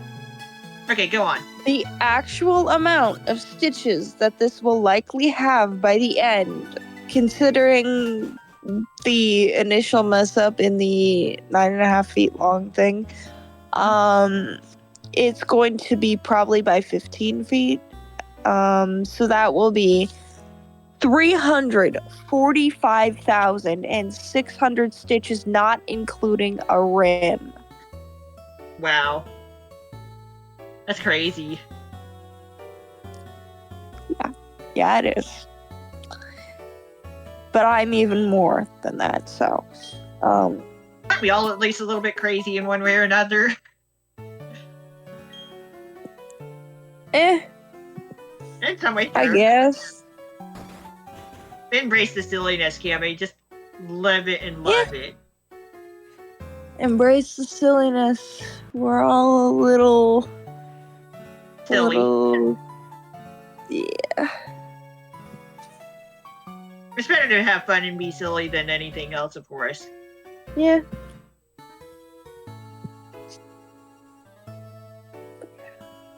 We're going to the nearest Pokemon Center, which is in Pastoria.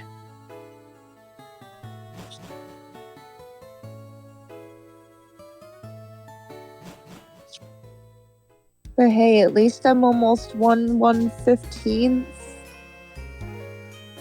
Yeah. 1/15th of the way done. Minus Also, I the have rim. to find a. Also, by the way, sometimes I do get to talk to my wifey bun about Pokemon stuff, and I got to introduce her to the tediousness of evolving a Gimmighoul. Oh. I got to tell her about that.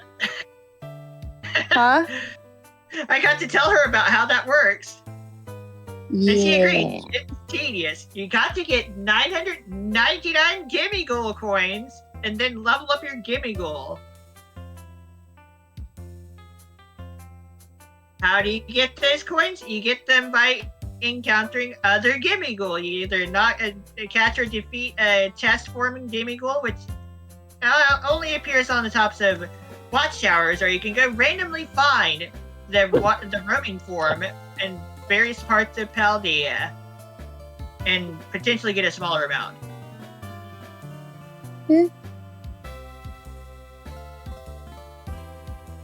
Also, there is a janitor in Medali that does hold on to your Gimmighoul coins if you go past 999. And that guy can hold a metric fuck ton of them. Yeah. But like the tedium of actually finding more Gimmighoul to evolve your Gimmighoul is kind of silly.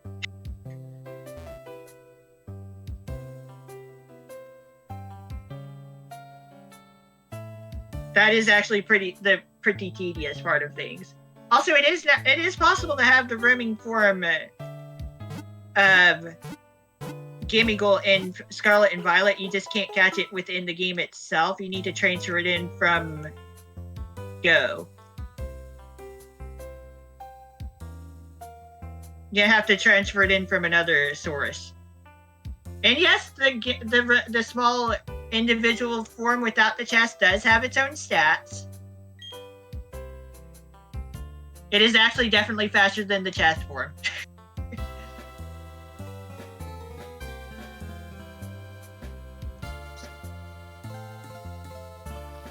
I don't remember when I'd have to check my TikTok. It's probably around. Oh gosh, Bold Nature's absolutely terrible for... Oh my gosh. I think Bold is actually pretty terrible for Azelf. We've already looked up that nature before, but to reiterate, it's not the worst nature it could have. It's plus defense minus attack. That just means it's not going. This one's not going to be as good of a physical attacker as it could be, but it still do the job as a special attacker. It doesn't hinder its speed.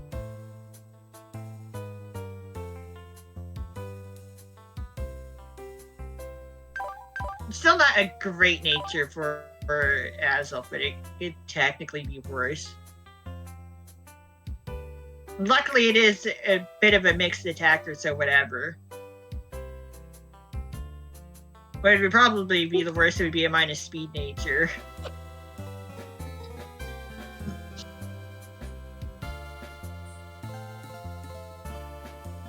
So there we go. We got the Lake Guardians.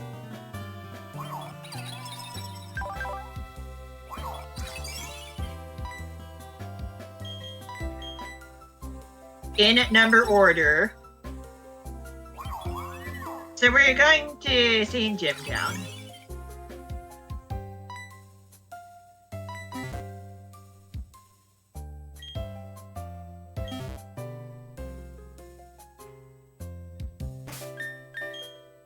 "49 hours, 49 minutes of saved gameplay."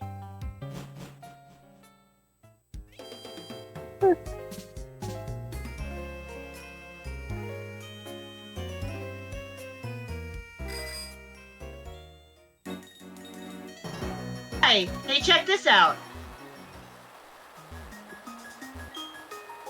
Oh crap, I don't have Bidoof with me. Whatever, who cares? But hey, check it out. It's stormy. Not only is it raining here, it's also windy. I don't think I've seen diagonal rain here before. And if I have, it's been a really long time. Yeah, I started the blanket early October, like first 4 days. Oh, I might have started that on the 2nd or the 3rd. I might have started it on the 3rd. Now that I think about it. I might have started it on the 3rd.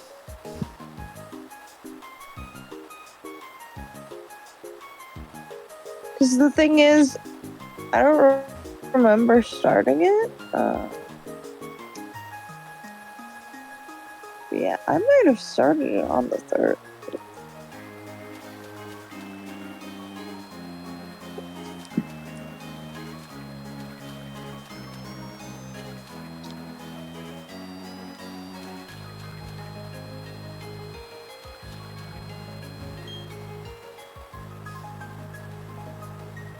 We're tiny, we're teeny, we're a little loony.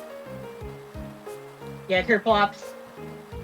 Like, have a nice flirt, Raven Wizard. Also, Automod caught Kerplops' message, by the way, MD. Where? Oh, yeah. What the hell? Oh, come on. What? It's not letting me post it. What? Oh, I think Kerplop. we've waited too long. Yeah, Kerplop put up a message from the Tiny Toons theme. We're tiny, we're toony, we're all a little loony, and no. Oh, yeah, but- Twitch doesn't Yeah, like but a Twitch lot of flagged it characters. because of the word loony. And we waited till, I guess we noticed a little bit too late.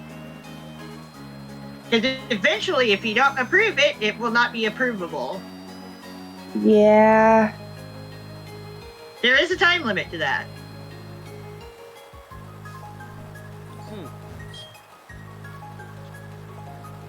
So, we got a few inches of snow here Saturday.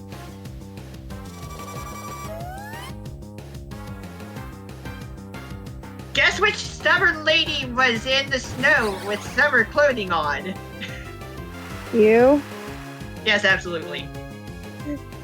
Like, the thing is, I was like, I don't want to, like, directly say you because you said the word stubborn lady, What? Yeah, but you I also am. mentioned summer clothes. The only Mrs. Dash is in there right now. What? Yeah. Eventually, while I was out in the snow, I did stop shivering because I do adjust the weather well enough. Also, it was a rather powdery snow.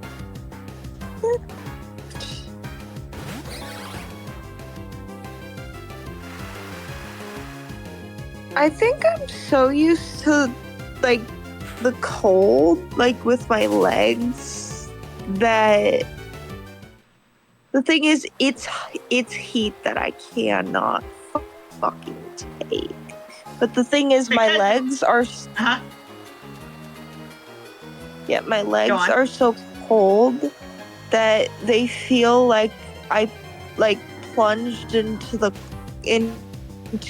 like, a giant puddle during the winter. Like, you know when you like step down on like a piece of ice, but the ice is not solid, so it kind of makes your foot sink in, and the water gets all over. That level of cold walking home, and that's just a 24/7 level. Well, not necessarily 24/7, but like majority of the time, unless if it's like lava hell. That's just what that's just what my legs. That's just the leg. That's just, yeah. I have been wearing summer clothes all year since I was in high school, and that was like, that started around a couple dozen years ago. Pokemon Go Community Day was on Sunday. Lots of Vulpix. Ah. Oh. For those of you who play Pokemon Go. I did play it for a while, Vulpix. but That thing is cute. So did I. I did play. Didn't keep up. I played it one time on someone else's phone and did not like the catching mechanic. Yeah, it's kind of weird. Which is also kind of why I didn't get the Let's Go Pokemon games when they were new. But you eventually did get one. I actually ended up enjoying the Let's Go games. Ah. Yeah? Yeah. But they are actually fun games.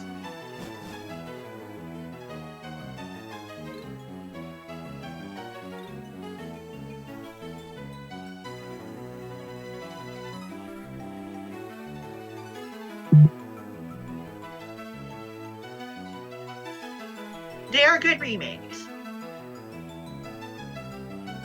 You just kind of need to get around the fact that if you're not playing on handheld mode, you're going to have to deal with motion control for catching Pokemon.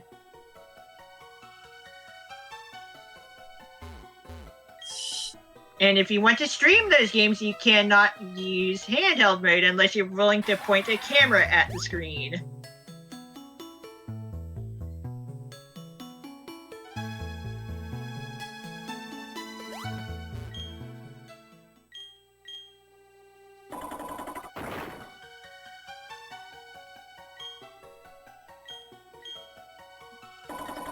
Wow. So I caught 2 shiny Pokemon last month. Oh, nice.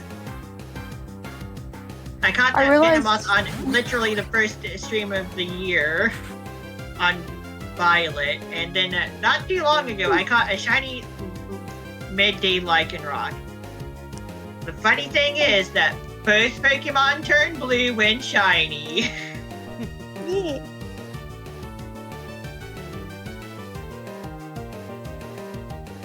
Thing is, I haven't played Pokemon since December, and that sounds weird, but it's just the mix of, well, the week leading up to Splatfest, all I played was Splatoon.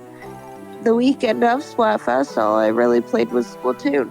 Then, day after Splatfest, I took a shower and kind of knocked myself out of commission until the ACNH update, which I shouldn't have streamed that day because I definitely pushed myself past my limits.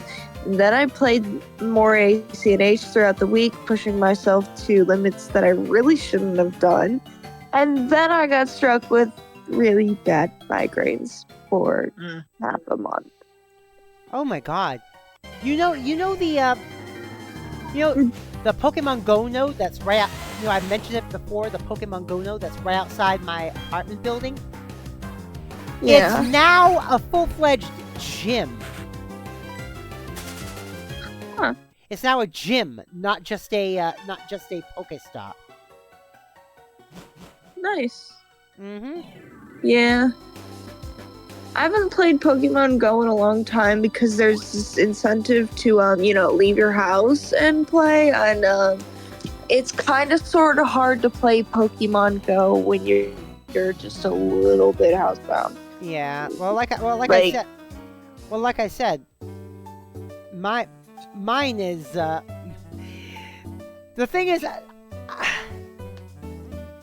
that, like I said, there's a stop. There's a stop and now a gym right outside of my apartment building. So I don't have to move at all. Yeah.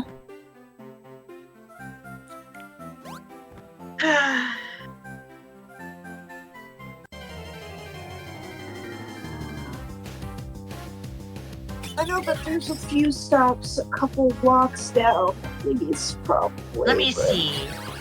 I'm gonna check something on my analytics. Let's check something right now. Okay.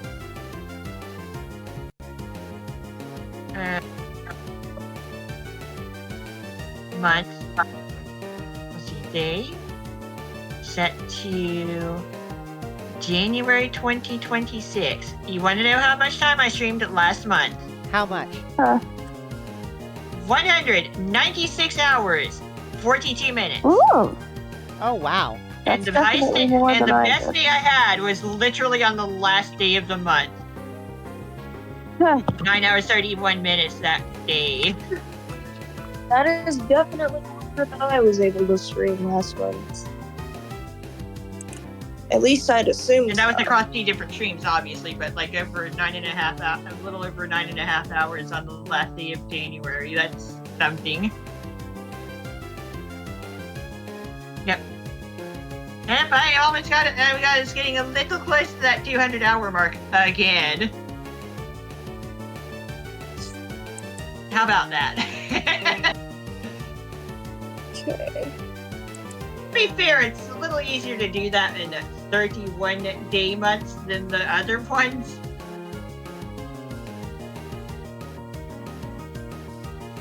I streamed.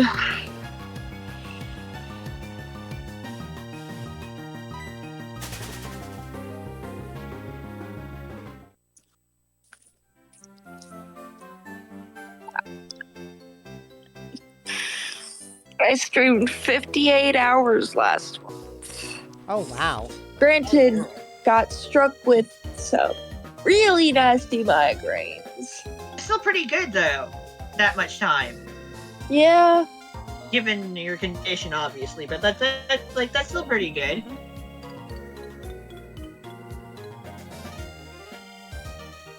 I just Let's see. feel rough looking at it. 'cause, You've seen like, every kind of Pokemon in Sinnoh. Have you shown this Pokédex to Professor Rowan yet?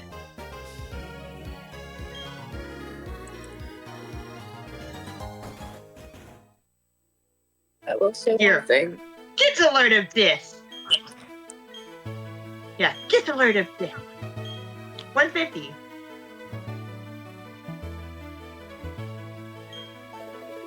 And then and only then will Professor Oak show up.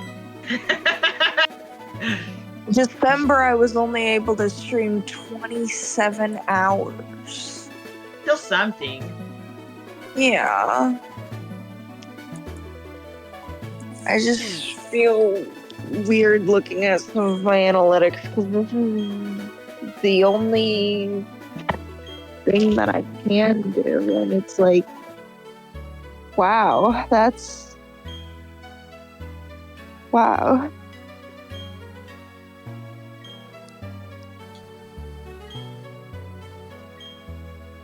Wow. The National Pokédex.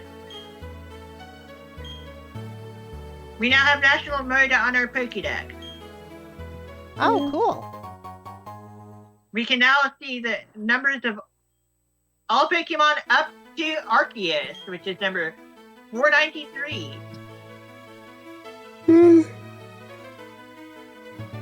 Interestingly enough, in Generation 3, the total number of Pokemon was actually an even number, which I'm pretty sure is the only time it ever happened.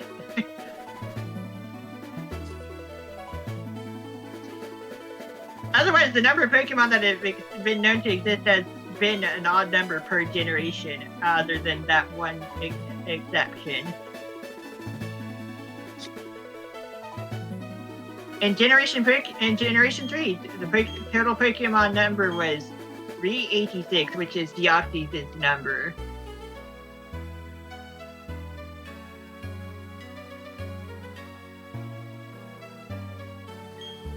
course, we started off with 151 and then gained 100 in Gen 2, so that brought it up to 251.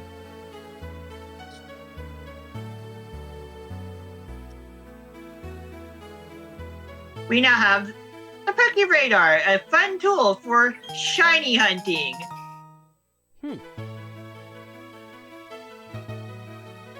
Fun, I mean, potentially tedious and obnoxious. But it does boost the odds as you go along with the chaining of wild encounters through the radar function. Oh, also, dual slot mode has been enabled. Cool.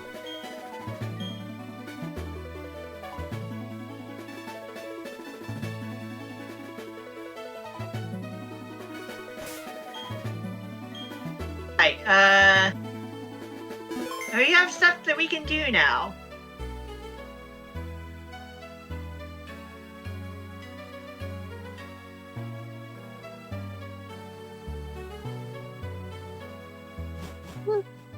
Have you ever seen my kid sister?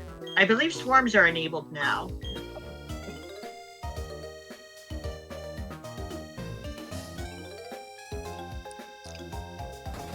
Oh, hi, Don.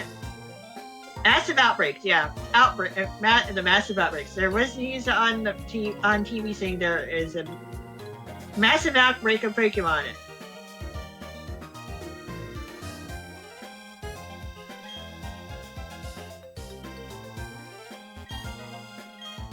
Mixing records in the Union Room does stuff.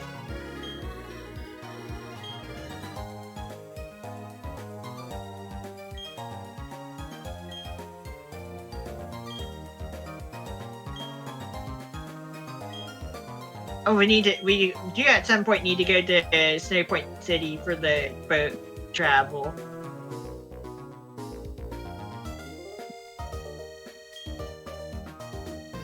Let me see. What did the news say now? About 2:06, they said there is a whole bunch of nose pass there. You need to get the information directly from the little girl, not the TV. Nose pass is not native to Sinnoh.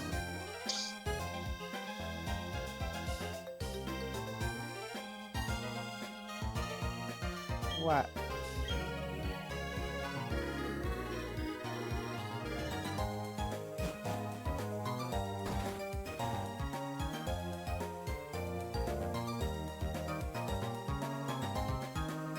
We're going to go hit up the PAL Park.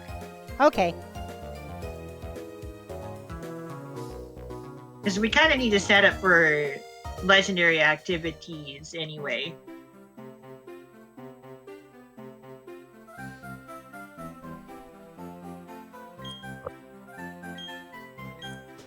Curse you, slow surfing speed!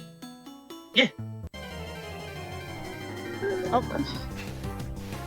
Hey, thank you for burrito. Dana made me a burrito. Nice. Oh, she microwaved me a burrito, but Hunt, That's stop. still making you a burrito. Yes, yeah. Exactly, Kiyome, exactly. He said that's still making me a burrito, Hum. And that's coming from me. The burrito rolling master. If You're not the one that came up with that Kiyome- title, we are, so it's not narcissistic. If I, Kiyome, say that popping a burrito in the microwave is still making a burrito, then it is declared that that is still making a burrito. Of course. I mean, like Dude, I can make a burrito like in Rocco kind 7 of basically fucking said, you are seconds. basically the king of burritos. Yeah. Hmm? Telling you that is not narcissistic. It's only when you do it for yourself that it is. No, Kiyome. Huh? That's not. No, It's not Dana was egotistical to hear it from No, other Dana was just people. confused about something.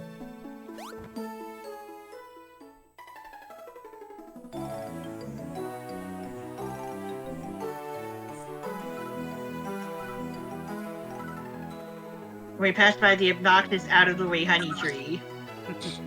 Okay, so now that we have the National Pokédex, which requires beating the game and seeing all the Pokemon. Have you seen the You need to beat the game to be... Munchlax? There are trainers with Munchlax. Got it. Because you said that you had just passed the honey, like the obnoxious honey trees, and I'm like, It's oh, obnoxious shit. It's obnoxious, it's out of the way, it's near Pal Park. That's what makes it so obnoxious, and especially out of the way. Well, yeah. Especially in Diamond and Pearl, where your surf speed matches your walking speed. But we both knew exactly which tree you were talking about. Yeah, the honey Like- tree.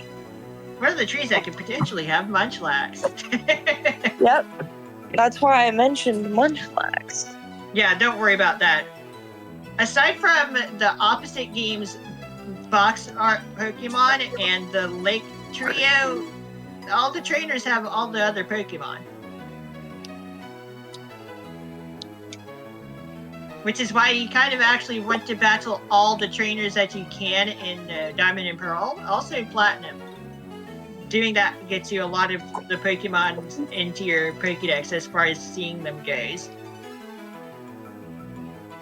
And of course, yeah, that of course it applies to BDSP, but like, yeah, in Sinnoh, you just battle all the trainers and you'll get nearly all the Pokemon seen into your Pokédex. Yeah. Anyway, we have Pal Park here, and there are no guys in front of the building.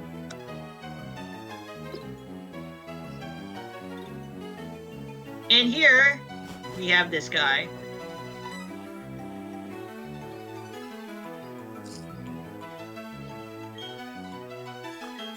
We are doing actual post-game activities now.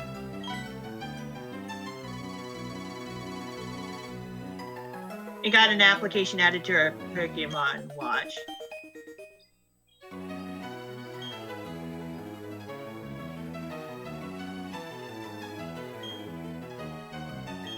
Thanks, Professor Oak.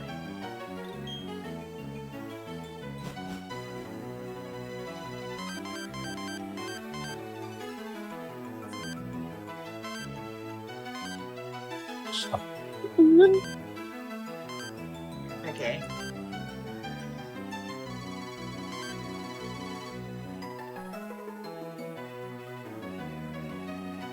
There are, I believe, a small number of Pokemon that cannot be obtained in any, like, the Gen 4 games, despite being older Pokemon. Like, you kind of have to, in Diamond and Pearl, transfer over Tangela and Tropius through Pal Park just to get them into these particular Sinnoh games.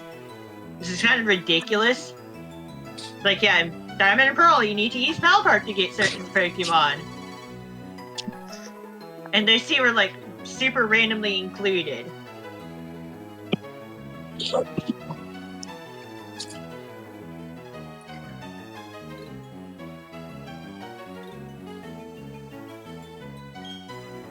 Pokemon that does nothing but eat and sleep. Which Pokemon is that? Well, it's Snorlax. We would need to actually show her a Snorlax. The fun thing is that you can't bypass Munchlax entirely using Pal Park.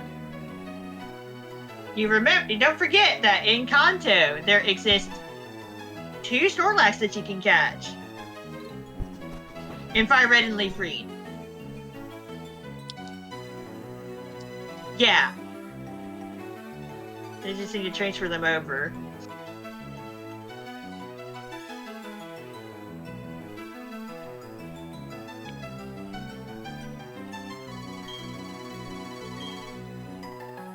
All right, let's get this thing roll. Let's get Joe on the. Let's get this going.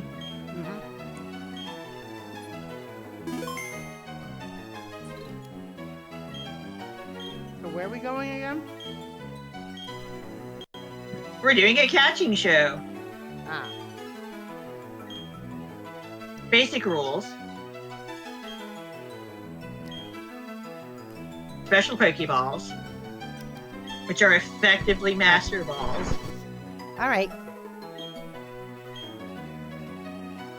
park balls have the same catching power as the Master Ball.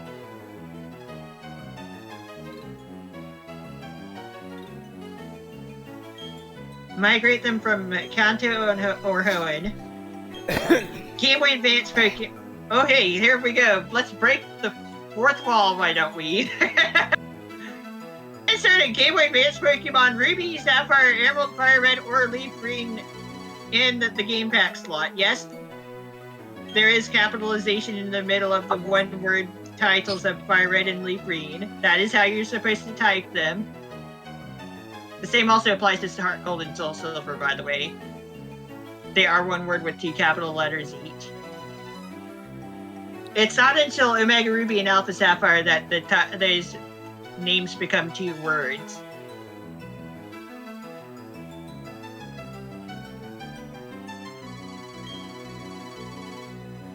Yep.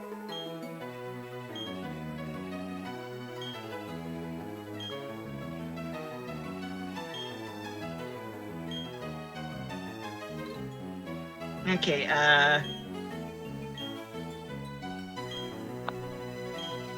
gotta remember how the heck this shit works. Gotta remember how this stuff works. Oh, by the way, you can only do this once per day in Diamond and Pearl.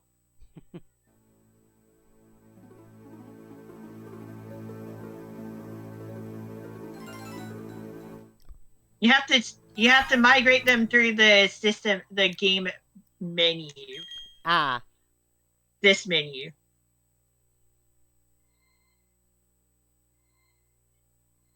Pokemon cannot be returned to the Game Boy Advance game pack.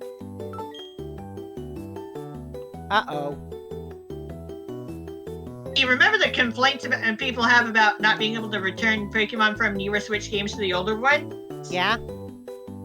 That feature technically has always been a thing. That's been a thing since Gen 4. Ah. Then again, we're probably talking about the newer people who are not used to this concept of not being able to return your Pokemon back to their older games. Call it the Great Pokemon Migration. Oh, jeez. It's like, this thing has been a thing for years, guys. Obnoxious honey, yeah. Doesn't sound like it would taste good. No, not at all. I remember doing this to move everything to the DS games. Like, yeah. I've done that type of thing before.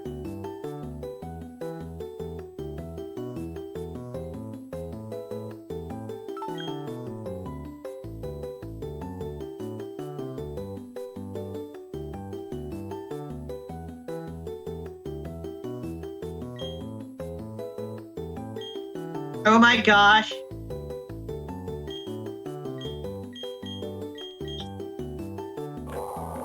Guess what we need to do?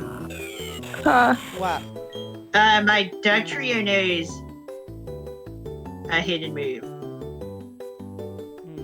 You know what we need to do? If I want to move it over, I need to make it forget the move. Oh no. You know what I can do? What? I can boot up Fire Red on this handheld. Oh. Regular DS! Oh. How else am I able to use Pal Park? You make a good point.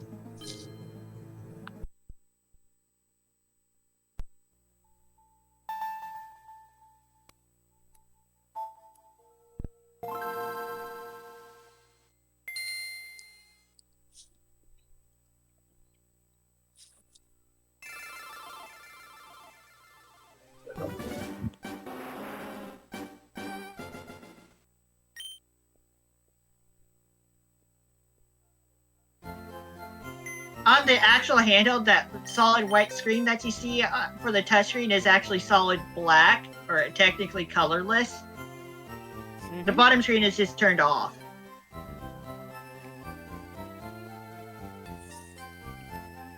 Let me see, what's the problem?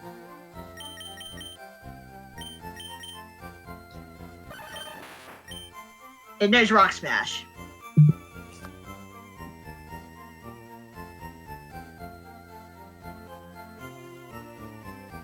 Alright, where's the move deleter in Kanto again? Oh, jeez. Move deleter.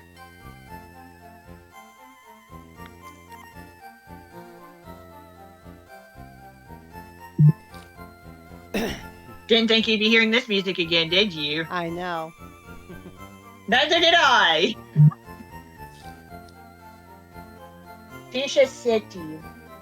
House next to Pokemon Center. Okay.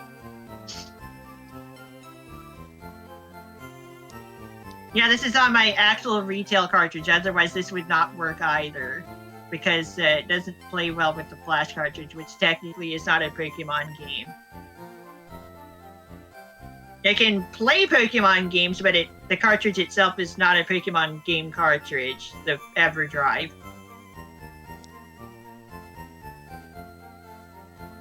And remember the X and Y buttons don't work with this.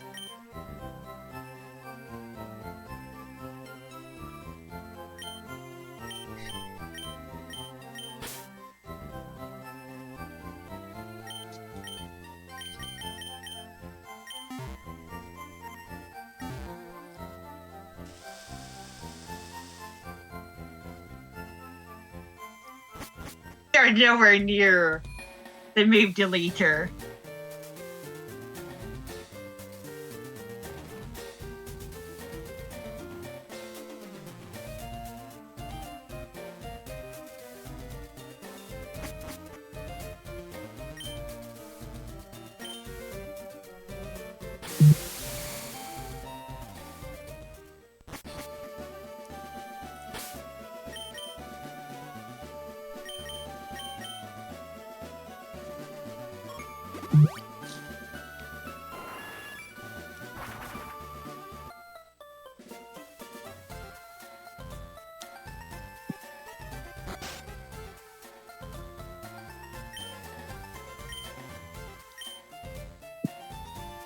Select the correct Doug trio, obviously. Mm-hmm.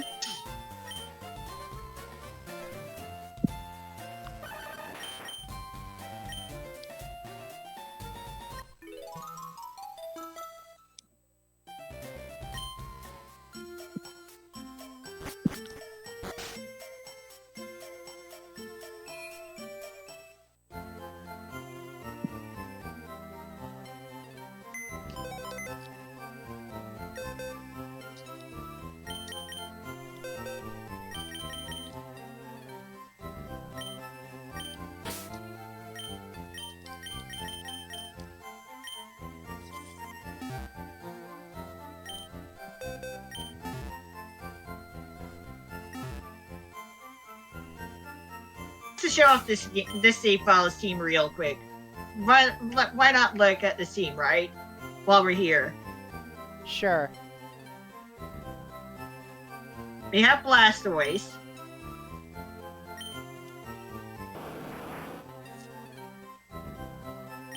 We have Pidgeot. Mm-hmm. We have Vileplume.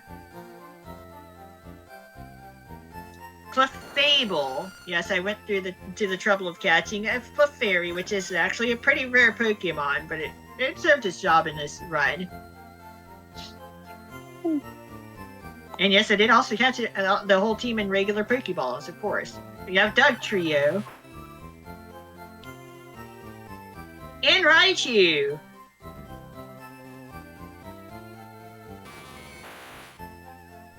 So yeah, there we go, that's the team. All girls, of course. So yeah, as you can tell, I've been doing that for a very long time. Yeah. Yeah, I've been doing that for a pretty long time.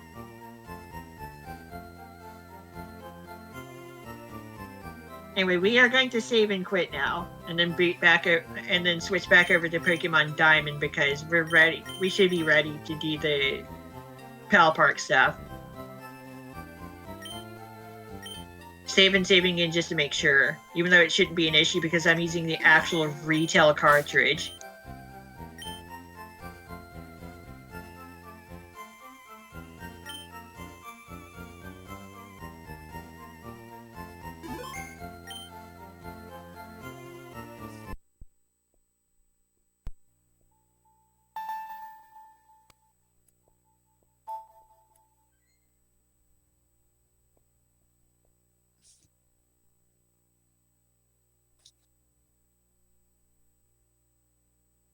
Yeah, Firo is certainly a better bird to work with than Pidgeot, though.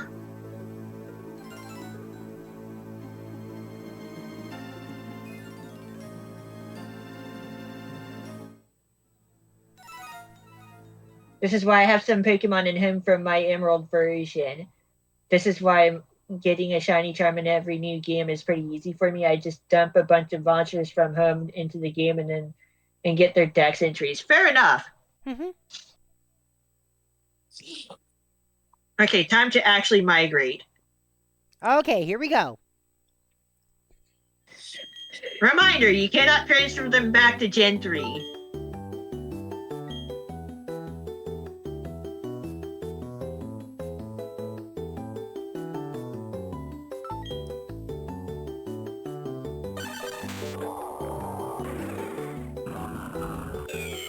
Hold on.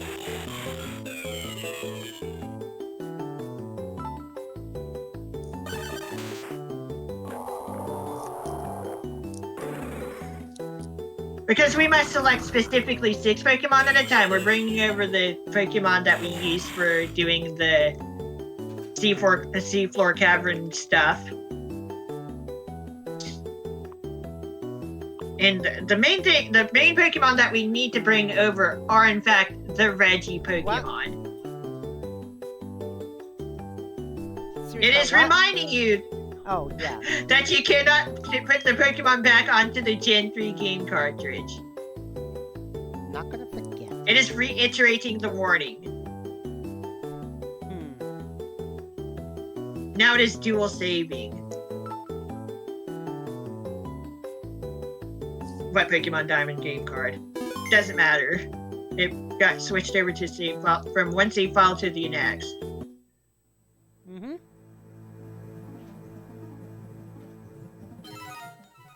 And now, what we need to do is go catch them again in the Pal Park. Let me see it, hon. Let me see it. What is it?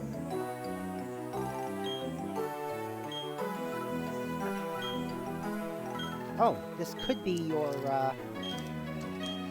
certification. Oh no, it's filled out. No, it's the shelter verification. It's filled out. Yeah, there we go. There we go.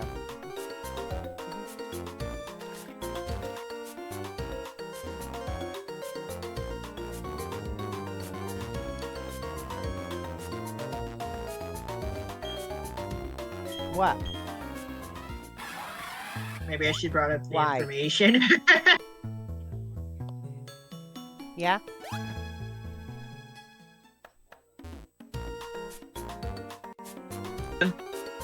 Oh, jeez. Pal Park. I probably should have brought this information up first. What?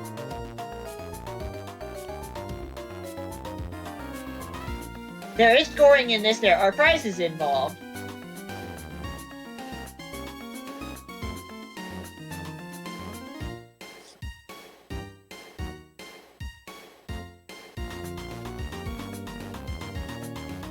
Let me see.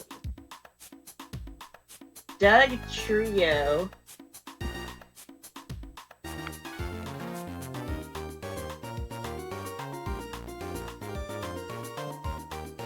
Relva can't.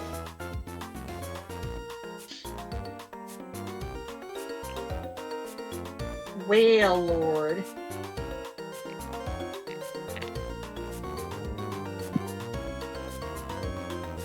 Put this Pokemon back in that order. Reggie Rock.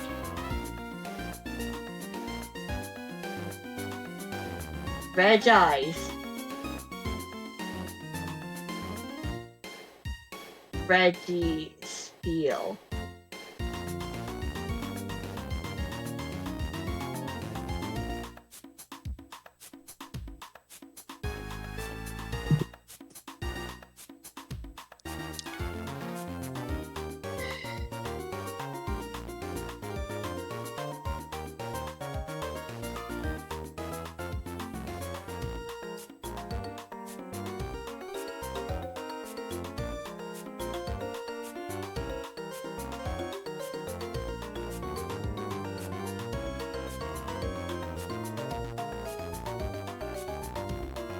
it's the Pokemon by Pal Park location. I don't need to. Like here's the page I'm looking for. Okay.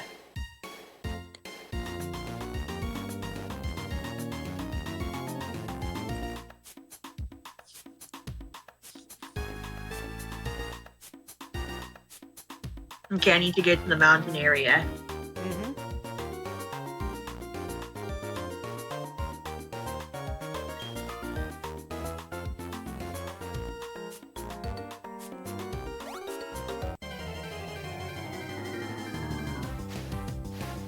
Just throw the ball. That's all I need to do.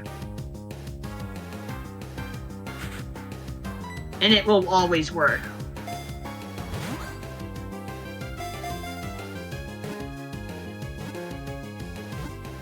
There you go. And then each individual species of Pokemon has its own scores associated with it. Okay, I also need to get the Reggie Trio here.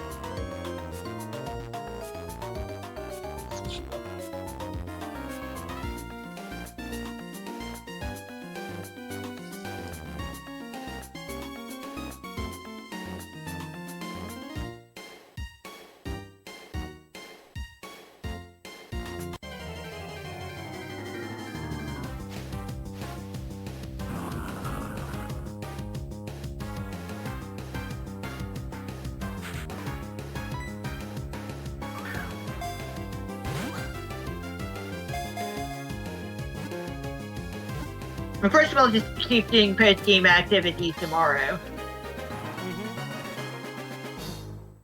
Yeah, I wasn't fully prepared. I didn't have the information fully prepared for Pal Park because I hadn't done it in so long. It's just like, yeah, looking stuff up is pretty good for this, right?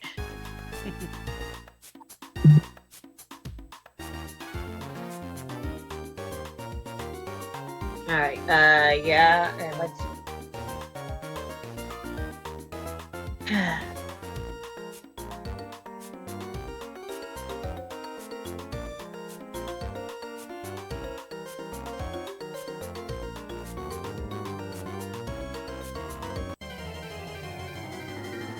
Needless to say, the sprite for Registeel was definitely changed mid-generation because of this sprite.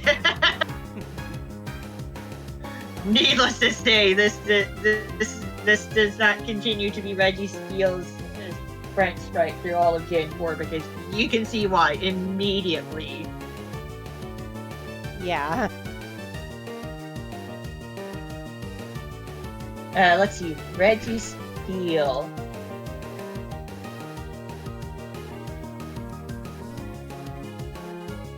It's like definitely a big oopsie in terms of that Diamond and Pearl sprite, you know?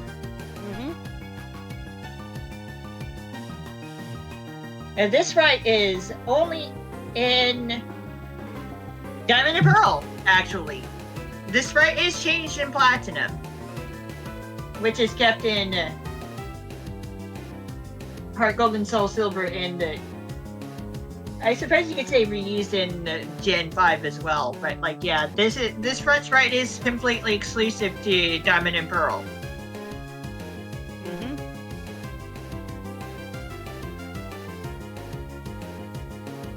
The non-English European sprite is also different from this, matching the platinum, what ends up being the platinum sprite worldwide as well. So, like, yeah. This is exclusive to the English copies. Yeah, this sprite is exclusive to English copies of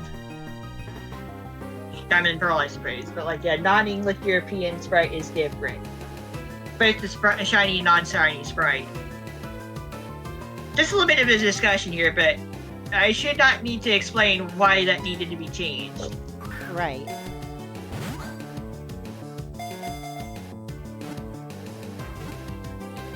It is what it is.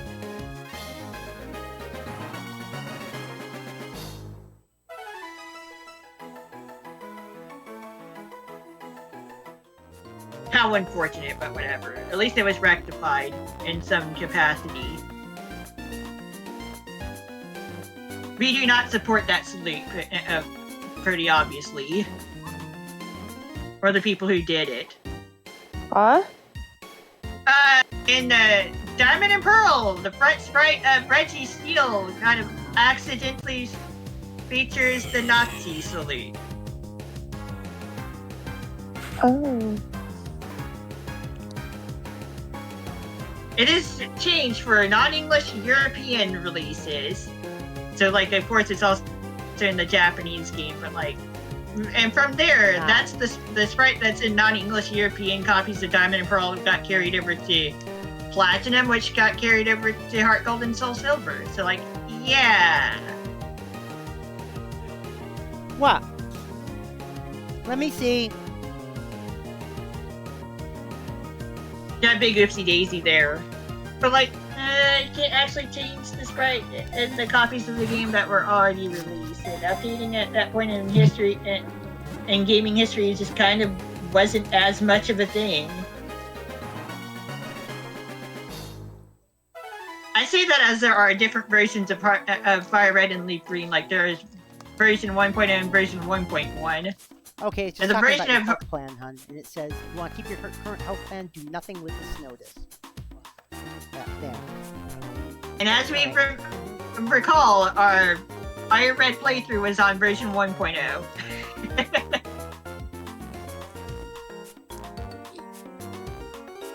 Alright,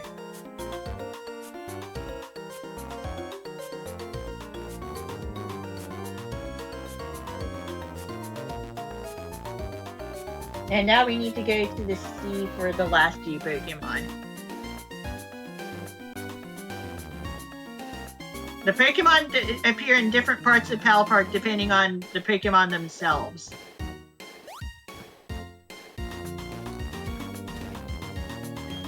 There are 5 areas. You got the grassland, the forest, the pond, the mountain area, and the sea.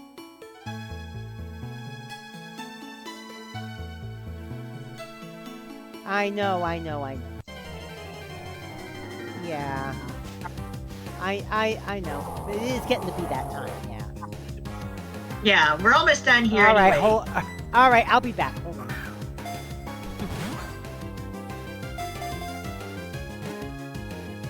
Oh, it's all right.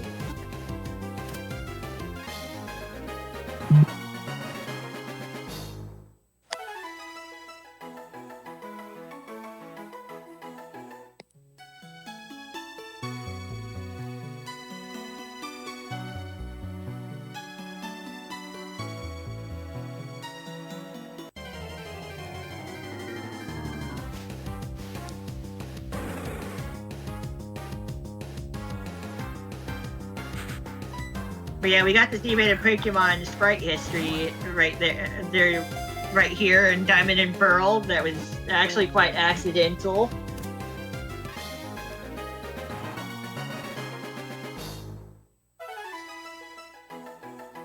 Caught the stocked Pokemon. Successfully caught the stocked Pokemon. All 6 Pokemon were caught. And catching points 480, time points 642, time points 1050. 2172. I've already beat Barry. I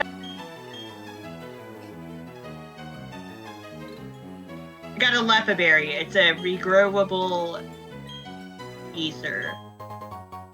Which is actually pretty cool. Yeah, put them in the PC boxes.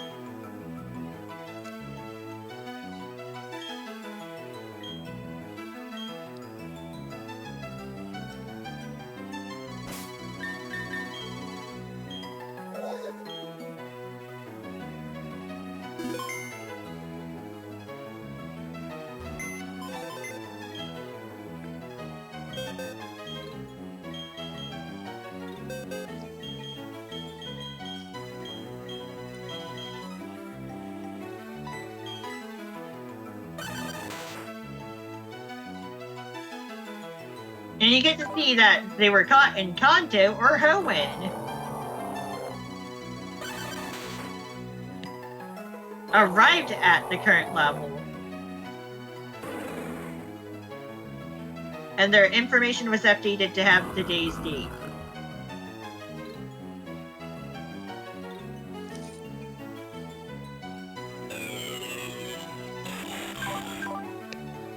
Yeah, that unfortunate Regigigas sprite is very unfortunate.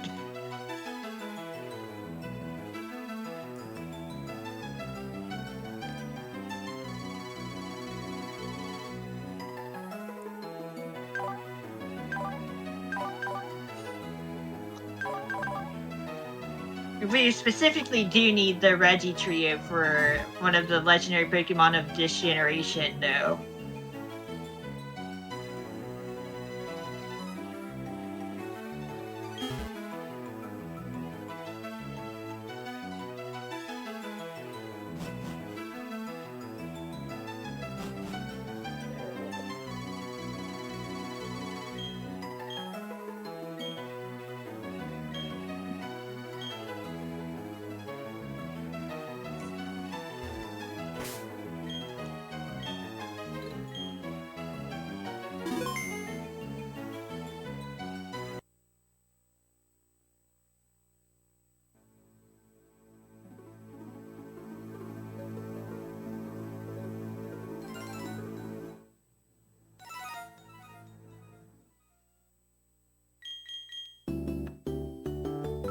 As I recall, this can only be done, once per day. Pal Park.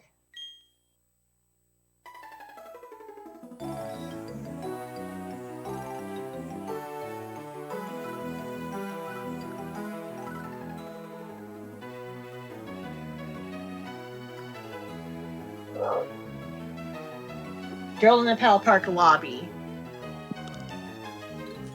I have Fire Red in the GB slot, so let's go get an item.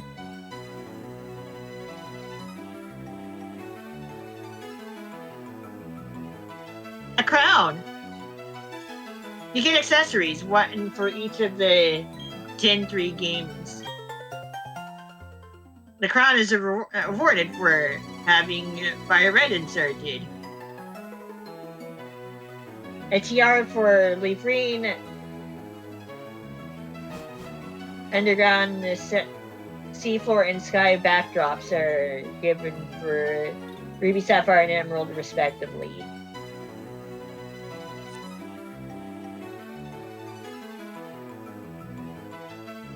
Oh, there's a kitty. Oh, And I'm big back. stretch.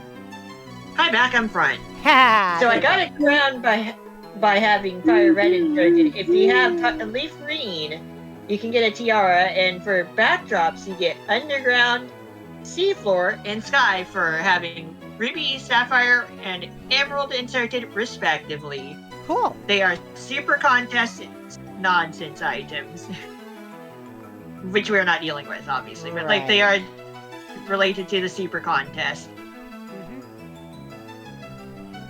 We don't necessarily need the Doug Trio, Wailord, or Relicanth in this game. However, we do need the Regi Trio.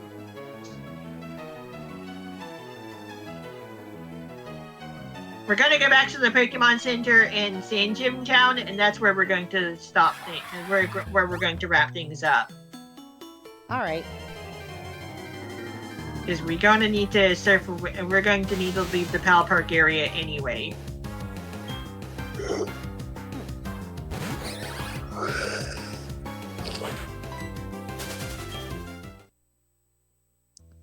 But yeah, unfortunate Regigigas front sprite in Japanese and English Diamond and Pearl copies, but whatever. That at least it's not kept through the entirety of Gen 4. Yeah.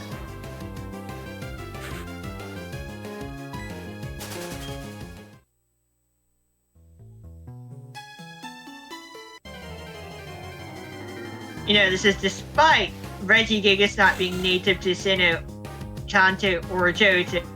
So it's like an odd case because an obvious mistake was made. Pokemon that are not native to Sinnoh, Johto, or Kanto have like 1 or 2 front sprites across all the DS games. Aside from like gender differences, but yeah, because it's tied to region availability as to whether the Pokemon gets different sprites per game pair or game in the case of Platinum. This is the last generation to actually do that. Because in Gen 5, the 2 pairs of games simply share sprites. Well, aside from maybe some minor changes such as in animation, but like, yeah, sprite work is shared between Black and White and Black and White 2. Yeah. Across all Pokemon. And then after that, in Gen 6 and onward, Pokemon are simply in 3D.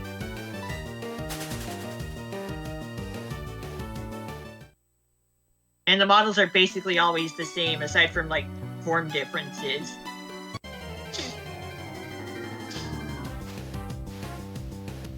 But this is kind of also the case with sprites as well, but like, yeah.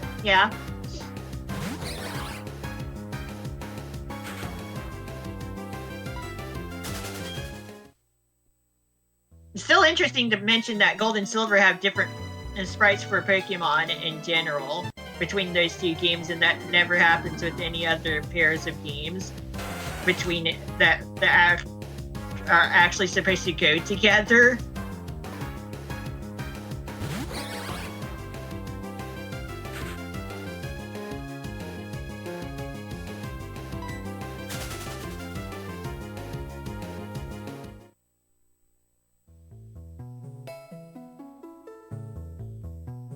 A lot of interesting Pokemon trivia, isn't it?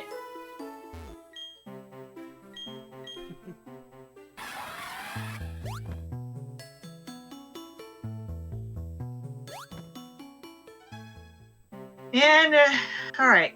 So tomorrow night we're gonna keep actually post-gaming it up.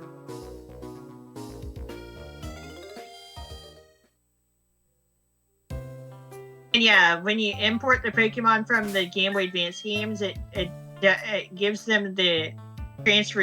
It changes the Pokemon encounter data to match the transfer date, and the location matches the region the Pokemon came from initially, based on where they were obtained in those games. And as for the GameCube games, it's just that they're from a distant land for the Pokemon obtained in Ore. Otherwise, they'll say either Kanto or Hoenn.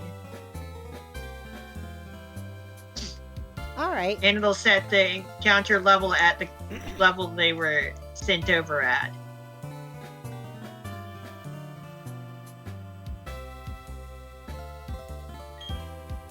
Interestingly enough, there is unused data related to that, by the way. Oh? There is also location data that specifies Johto and Sinnoh. Though, of course, those 2 location names are just completely unused. Because there are no Pokemon games that you can transfer over to from that have these regions playable in, you know?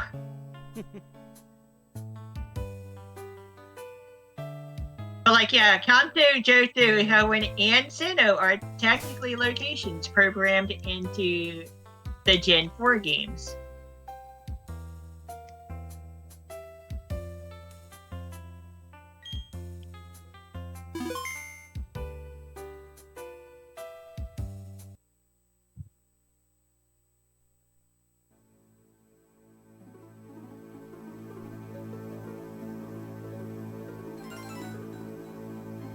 I'm going to, let's see, Sinnoh. Bit of trivia about Sinnoh regarding the location data. I think actually matches the index number matches the release year of the first Sinnoh game, which I would say It'd actually be 2006, which is a hilarious coincidence.